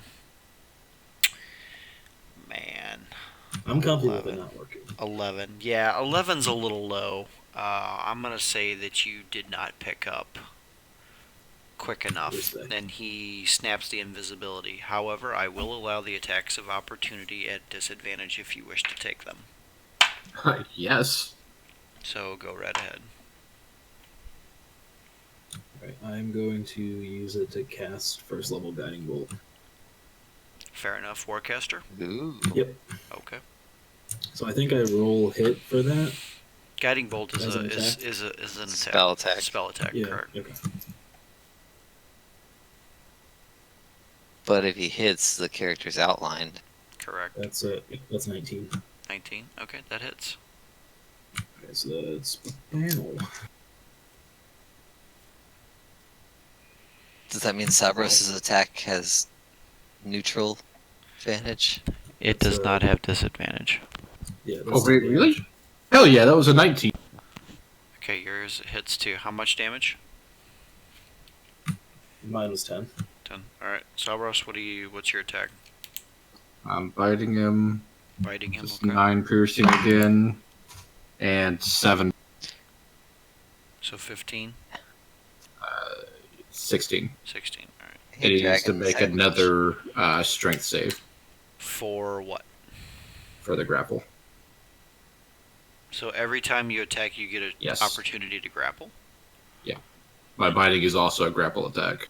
Those Interesting. be strong as hell. Merrick, what were you going to say? This death cloud, is it like a inhaled poison? It's Cloud Kill, It still hits you. and you It's- create a it's a 20-foot poison. sphere of poisonous yellow fog centered on a point within range. The fog spreads around corners. It lasts for the duration until a strong wind disperses the fog, ending the spell. It is an area. Its area is heavily obscured. When a creature enters the spell's area for the first time on a turn, or it starts its turn there, the creature must make a Constitution saving throw. Creature takes 5d8 on fail, half on a save. Creatures are affected even if they hold their breath or don't need to breathe. Okay, that's what I was asking, because I can hold my breath for 15 minutes. Yep. Nope. It's like mustard Good gas. call though. So that was a 3. Cool, he's grappled. Fantastic. He won't be moving then. Which means we know where he be. So he'll go right back to where he was going past you as you lashed out with your tongue and bite and just kind of, wow, you're not going anywhere. That ends his turn. We are to the top of the round 2 next. Oh boy. Oh, we got a pinata over here. So I'm gonna run into melee range. I'm gonna use my bonus action to cast Searing Smite on my weapon. All right. What exactly? That's an extra 1d6 fire damage on a hit. Okay. Go ahead And I'm gonna bash that motherfucker with my warhammer. roll that beautiful smashing damage. You have advantage. Because of Guiding Bolt, you're correct. Well, also Does- because he's grappled. Or, yeah, that too. That too. Double advantage. 19 hits, right? I don't have to reroll. Correct, 19 does hit. All right. But you could roll and see if you crit. I mean, that's true. why we roll twice. I do not crit. All right. So double pyramid is the 8. So 12 base, and then plus another 1d6.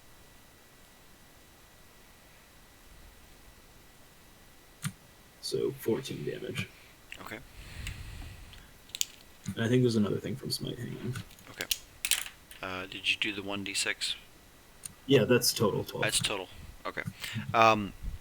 You watch as Nex rushes forward, draws out. You have a warhammer. Is that correct? Mhm. Is it a one-handed warhammer or is it two? Yeah, it's like Thrall's hammer, the Doom hammer. Oh, It's okay, like okay, that. okay. All right. So you draw it out, and you watch this flicker of like divine energy just kind of coalesce across the face of the hammer, and it just kind of, for a brief moment, you see this radiant fire just kind of explode off of it. And as you arc back, it like arcs that energy back across you and lights the side of your face in this like really epic moment. And you bring it forward and you just crash right down, like basically where the skull, like where the neck and the shoulder meet. And you just hear this sickening crunch as you hit. It's just like whack. It just echoes throughout the cavern as you watch the slide kind of. And the sparks of the divine energy just kind of splash across its chest, and you watch the fire curl around its body, searing and singeing into its flesh as you watch the mucus just kind of burn and evaporate off of it as you strike it true. Beautiful. That ends your turn, yes? Yep. Okay. So after I guess next... he has to make a save. Is the clown still up? What's going on there? We hit him a lot of times.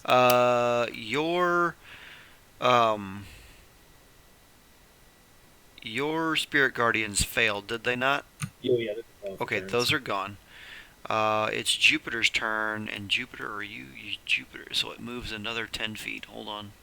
No, it moves on his turn, excuse me. Jupiter, what would you like to do? It is your turn. Sir. But also is still going because he's been wailed on, making concentration checks. You know what, you're right.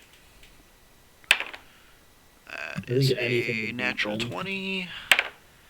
That is a natural 19. And that is a natural 18. Holy shit. I Yeah. would say concentration Because is it's, good what to is go. it, 10 or higher?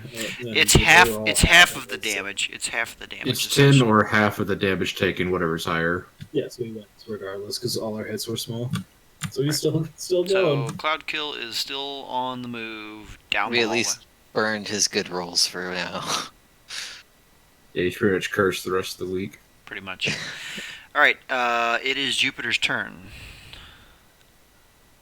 I suppose this depends on whether or not could I use gust on the actual cloud itself. Does it count as an object to you? I think you can. Absolutely. The spell specifically says until dispersed by a large gust of wind. Will I use gust on the cloud? You're my hero. Can you read the spell? Two gust is a fart for flair. Just read me the spell real quick, if you would, please, just so I understand it. Yeah, it says it's a transmutation cantrip. It says you seize the air and compel it to create one of the following effects at a point you can see within range. When is one medium or smaller creature that you choose must succeed on the strength saving throw or be pushed up to 5 feet away. You create a small blast of air capable of moving one object that is neither held nor carried and that weighs no more than 5 pounds. The object is pushed up to 10 feet away from you. It isn't pushed with enough force to cause damage. And the third option is you create a harmless sensory effect using air, such as causing leaves to rustle, wind to slam shutters shut, or your clothing to ripple in a breeze. Perfect. I will go ahead and say, for brevity's sake, that your gust dissipates the Cloud Kill in front of Merrick. It just kind of wisps into this, like, putrid green smoke, and it just kind of, like, scatters it to where it is extremely dispersed. It's no longer, like, concentrated in this tight ball. You still see it, but there are large pockets of good air around the pockets which are bad, which you can easily duck into to get a breath and be free of this putrid nastiness. So, good job. Very good job. Very impressive. Alright, so what would you like to move or do anything else with your turn? I'd like to actually stay where I am. Perfect. Alright, next on the turn order we have Merrick. What would you like to do? I won't give you any credit for saving my life, but you definitely saved my life. Alright. attempt to shoot this creature. Okay. Wait, Jupiter is the new Mirror. He's Go. the punching bag now. Does a 15 hit? 15 does not hit, sir. All right, let's try You that have again. advantage. 27. 27 does hit, and advantage only happens on the first attack, not subsequent.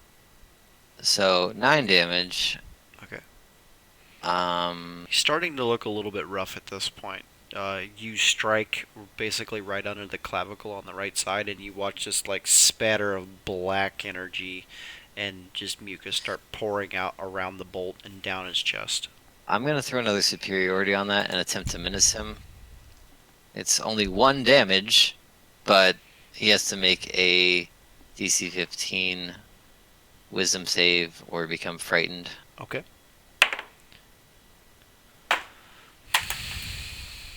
Be frightened. Now I can't get my camera down there. It's a fucking 1. All right. He has disadvantage on all ability checks and attack rolls while Source of Fear is within line of sight and can. Okay, he already had disadvantage. Yeah, but now He's he's. double disadvantage. So he literally has to run away from you. Was that basically what it comes down to? No, he can't He move can't closer move to towards me. you. And disadvantage on all ability checks and attack rolls.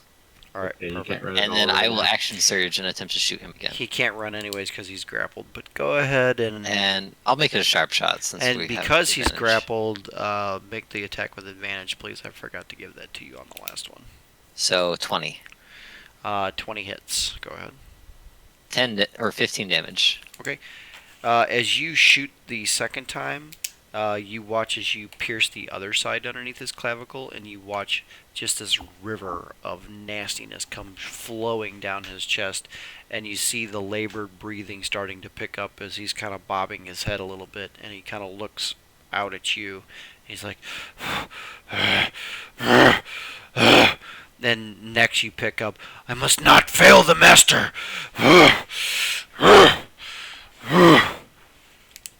Alright, that ends Merrick's turn. Sabros, you're up next. I'm gonna make a bite attack. Alright, go ahead. Don't bite your tongue. 21. 15? Does not hit. Fuck you. He takes a total of 20 damage. 15 does And not he hit. is also You now. said 21. No, Oh, I said 21. 21. I'm Yeah. sorry, I thought you said 15. My bad. Takes a total of 20 damage, and he is now swallowed. Oh, Oh, can you Oh. can you swallow a large creature? he's fucking large, yeah. Nope, I can't swallow him. Never mind. Yeah, medium or smaller. But he does take 20 total damage. Okay. You clamp.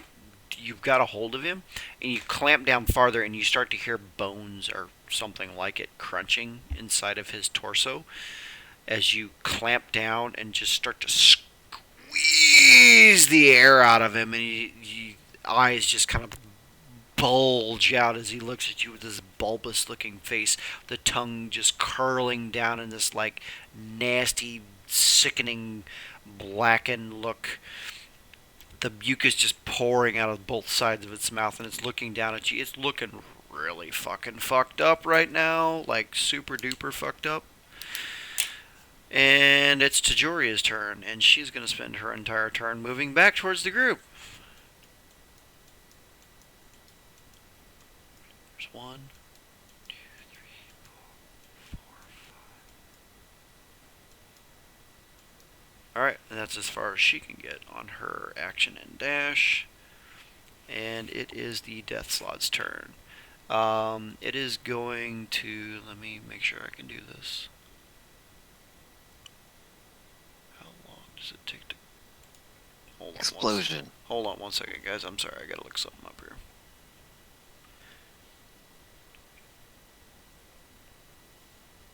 Yeah, okay. The slot is going to start casting a spell at this time. And as Sabros, as you have it grappled and it's in your grasp, it starts to incant this like very elaborate set of words. And it just keeps chanting it over and over and over again in its mouth.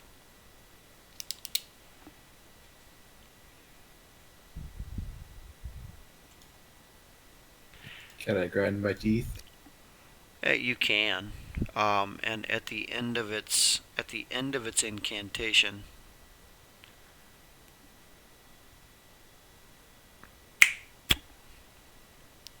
it disappears from your grasp. Thanks, I hate him. So silence didn't work at all initially. Silence did work. Where was your silence spell?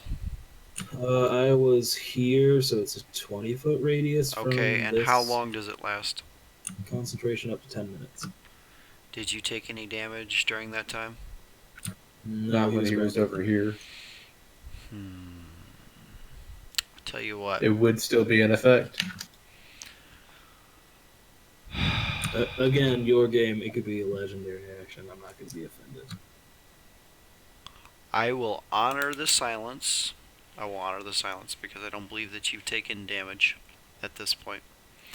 And the spell fails. Fuck yeah, it does. No So, Kalima for you. with your tongue out. Look at that. As it looks around, extremely nervous. It's like, oh my god, what do I do? What do I do? What do I do? What do I do? And that ends its turn. We are up motherfucker. to Nex. It is your turn. Oh my god, I'm going to crush this idiot's skull.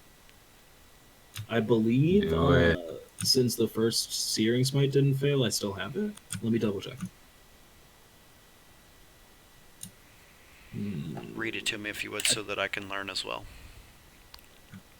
On a failed save, it takes fire damage. On a successful save, that's when it ends. Okay. So I'm gonna take a Warhammer crack. Okay, go right ahead.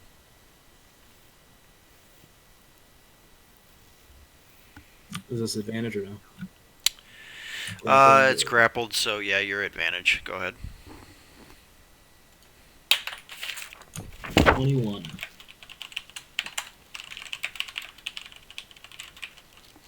So that hits, right? 21 does hit. Go ahead and roll your damage, please.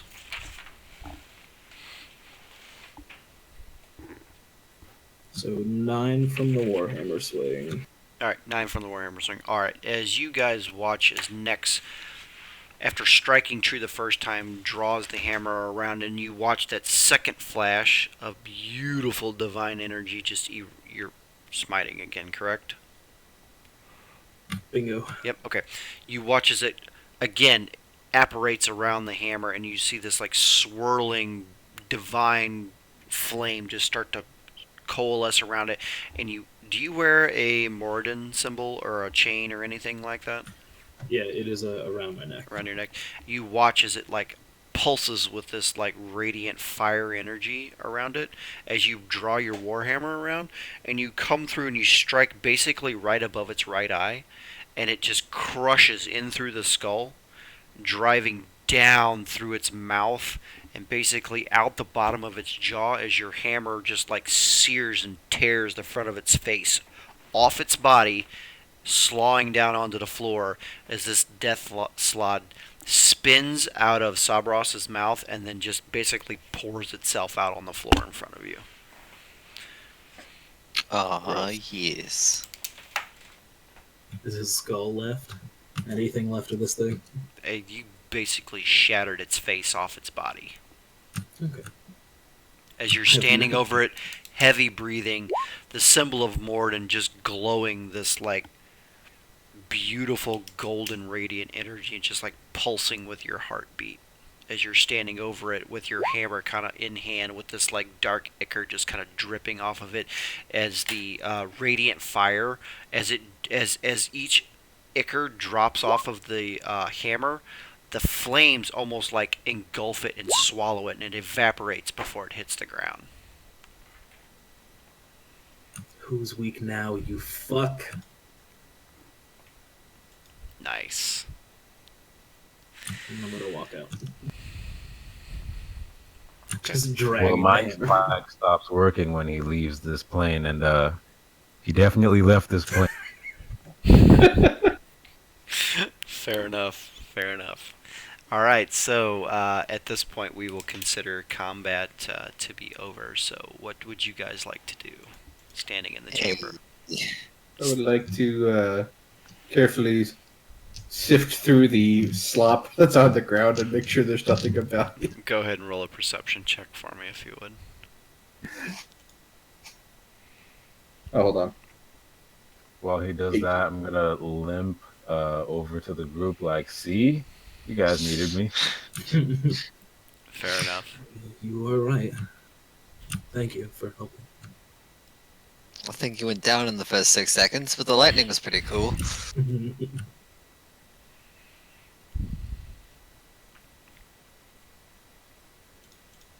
Always use more lightning. It is pretty cool. Well, that was basically all I got. So, happy birthday. Well, I'm and, gonna check and out the rest of the room. the wind was admittedly very, very helpful. Yeah, I had no idea that would even be useful at all. All right, does anybody... so Sabros was checking the body. Go ahead and roll me your perception. It was an please. 18. 18. All right. You find scattered amongst the ruins of the body 275 gold pieces.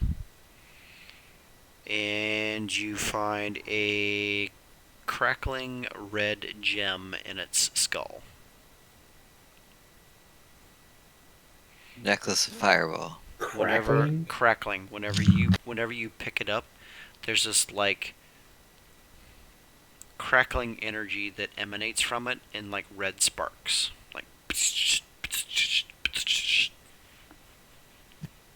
I'm gonna hold that shit up. I've come out of wild form, but I'm gonna hold that shit up and be like, does anyone know what the fuck this is?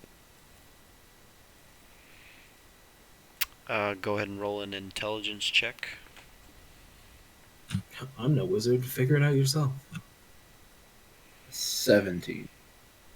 You have no fucking idea what it is. I want to roll just in case. Yep, that's what I thought. That's gorgeous.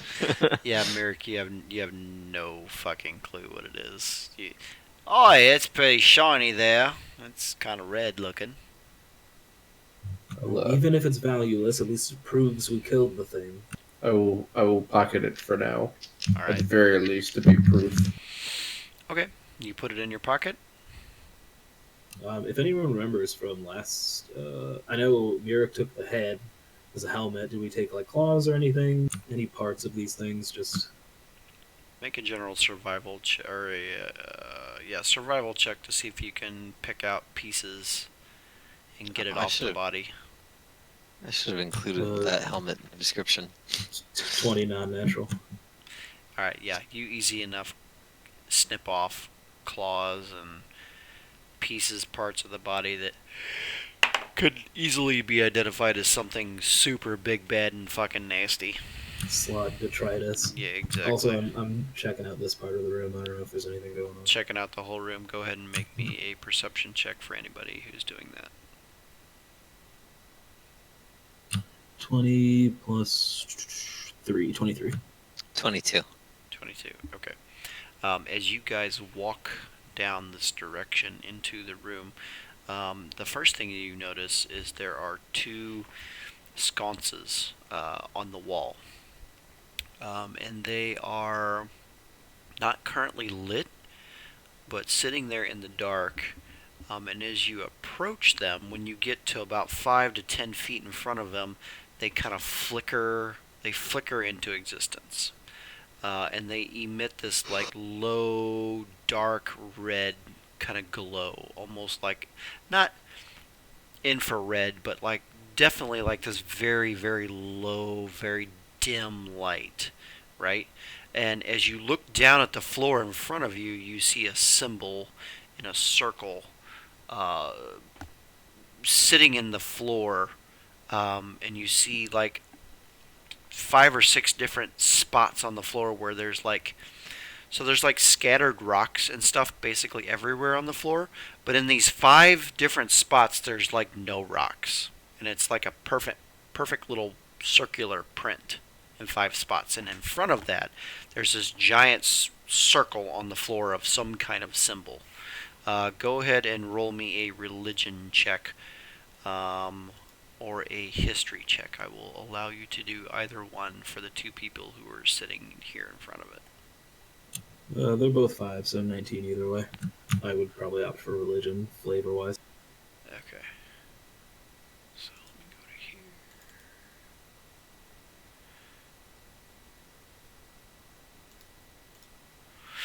to here. And Merrick, what did you roll? 22. For history or intellect? Which one would you like? Oh. To try to determine what this symbol is on the floor. I'm gonna go for history, but it's not gonna be great. 17. Okay. And you rolled a what there next?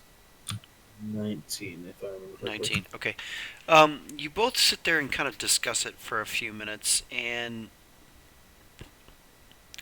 you're not exactly 100% sure what it is, but you're relatively sure that it is a symbol. It's a symbol of a god. You're not 100% sure which god it is, but you do recall bits and pieces of your clouded memories of, history and looking through texts or passing stories of a god that that bared a symbol very similar to this one, but you're not exactly sure of the name. You feel like if you went and did some research or went and chatted with somebody that you could probably, based on what you're looking at in front of you and what you know and what somebody else might know, you could probably come up with what this symbol means. But at this point, you're not 100% sure who it's to. You do definitely recognize it as a holy symbol or as a divine symbol of some kind, but you're not quite sure whose symbol it resembles. Well, it certainly hasn't been protecting this place. Does it seem malicious? I can't risk any of those things showing up again. It's not necessarily like malicious as it appears. It's written in kind of like a black blood-stained ink. It's not like it's not pure black. It almost looks like it's stained with red flecks in it. Clearly not evil.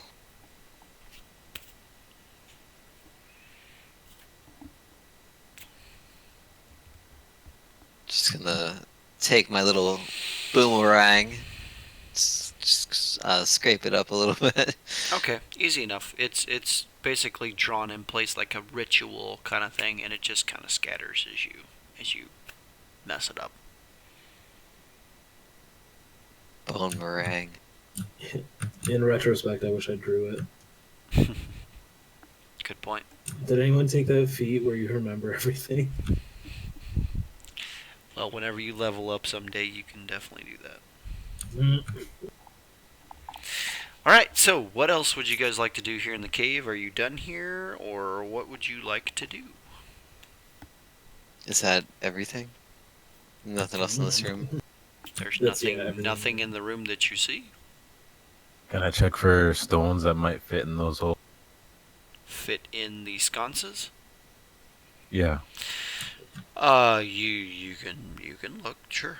They're currently emitting a soft red low glow. So you said it's around the circle. There are spaces where there are no rocks, like That's intentionally, That's or correct. it's like a clearing. No, there's 5 spots around the symbol where it's clean, and they're all the same size. Well, it's all fucked up now. Sorry. I kind of stare at it a bit and go, yeah, well, I can't make anything. Could I come check it out?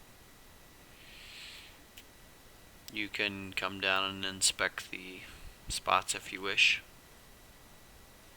The symbol has since been destroyed. That is a nat 20. It looks like a place where 5 people sat. Okay. A lot.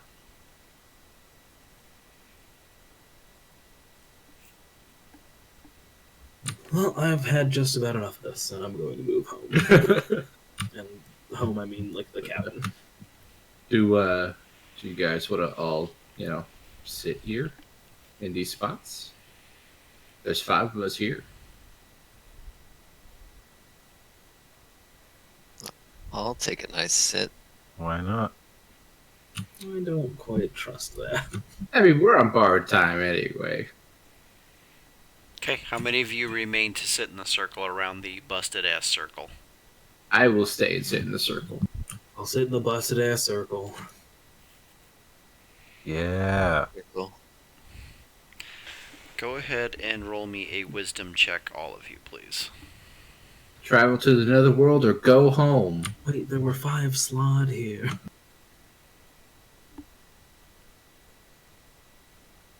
$17. Okay. 12, okay. What was the check for? I 19. missed something. 19, okay. Wisdom check, please. Oh. No.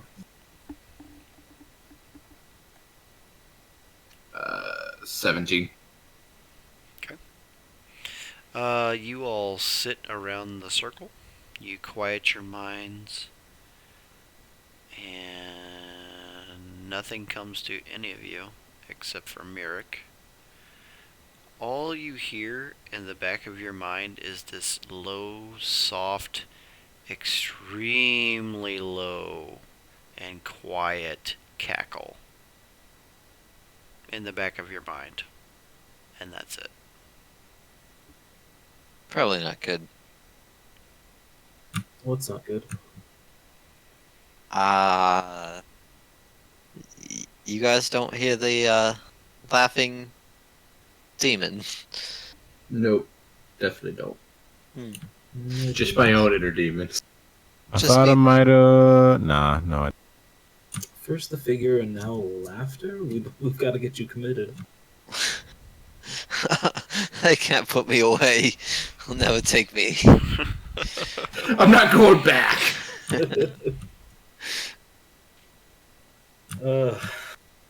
Yeah, cabin it is. That's my final word. Yeah, whatever it was that was laughing, we'll need to rest if we're gonna fight it. I agree. Alright, so you guys dispatch back to the cabin. We don't want to fuck up the rest of the seal and then go back home. Alright, fair enough. Or like bless it or something. Sage it. You kick dirt over it and you destroy it to the best of your ability. And then you take your leave of the cavern.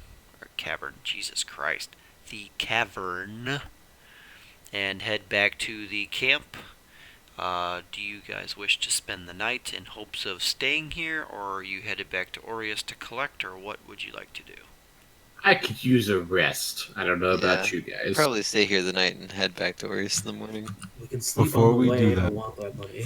Alright, fair enough. You guys make your way back to the cabin. You prepare your evening. Joria makes a fine dinner of rabbit and small venison that she was able to procure for you guys. She found an old cask in the back storeroom of this cabin, which actually had a very tasty old bourbon or something like it in it. And you guys are poured a single glass each of it as you enjoy your meal. And then you find yourselves drifting slowly off to sleep. And as you drift off into the night, into the quiet night, the large silvery moon looming over the mountains to the east of the cabin, a soft breeze rattles the windows just a little bit as the fire slowly dies in the hearth. I would like each of you to please roll one more wisdom check for me, please. Wisdom? Actually, wisdom saving throw, if you would, please. 19 again. Okay. 24. Nat 20. Nat 20, baby. Yeah, boy! So So, Sabros and Jupiter, as you fall asleep, dreams slowly take you as you start to replay the moments of your day and your triumphs over the evil that was once within the cavern. And your minds slowly start to drift, gently at first, and then faster, and then faster, and then faster as you swirl downward, as you spiral uncontrollably out of control, all of a sudden landing on something extremely hard. You awaken, your eyes flash open, you look up in nothing but darkness. And out of the darkness, the two of you see one set of slowly drifting red amber eyes floating through the sky, slowly drifting towards you. And they come to rest about 15 to 20 feet in front of you. And all of a sudden you just hear this low, deep, guttural, maniacal laugh. And it's almost like it's like in waves, in toils, and like drifts of wind as it comes past you and hits you in your ears, once on the right side, then on the left side, and it swirls all around you in this chaotic swirl of maddening energy. And then, just as fast as it happened, you're lying flat on your back in the cabin. The low light of the hearth flickering in front of you, the wind slowly rattling the windows, your friends fast asleep around you. You both turn and look at each other. And that's where we're going to end tonight's session. Chat, thank you guys so much for coming and seeing us tonight. If you enjoyed our show, please give us a follow on Twitch. Needs More Dragons. We would greatly appreciate it. This has been the Breath of Silence episode 7. We will be back hopefully next Friday. We're going to check on dates to make sure people can play. And so we're going to hopefully get back into it next week, if not potentially the following week. So thank you for coming. We hope you enjoyed your time here. And always remember to please be kind to one another and have a wonderful weekend. We'll see you soon.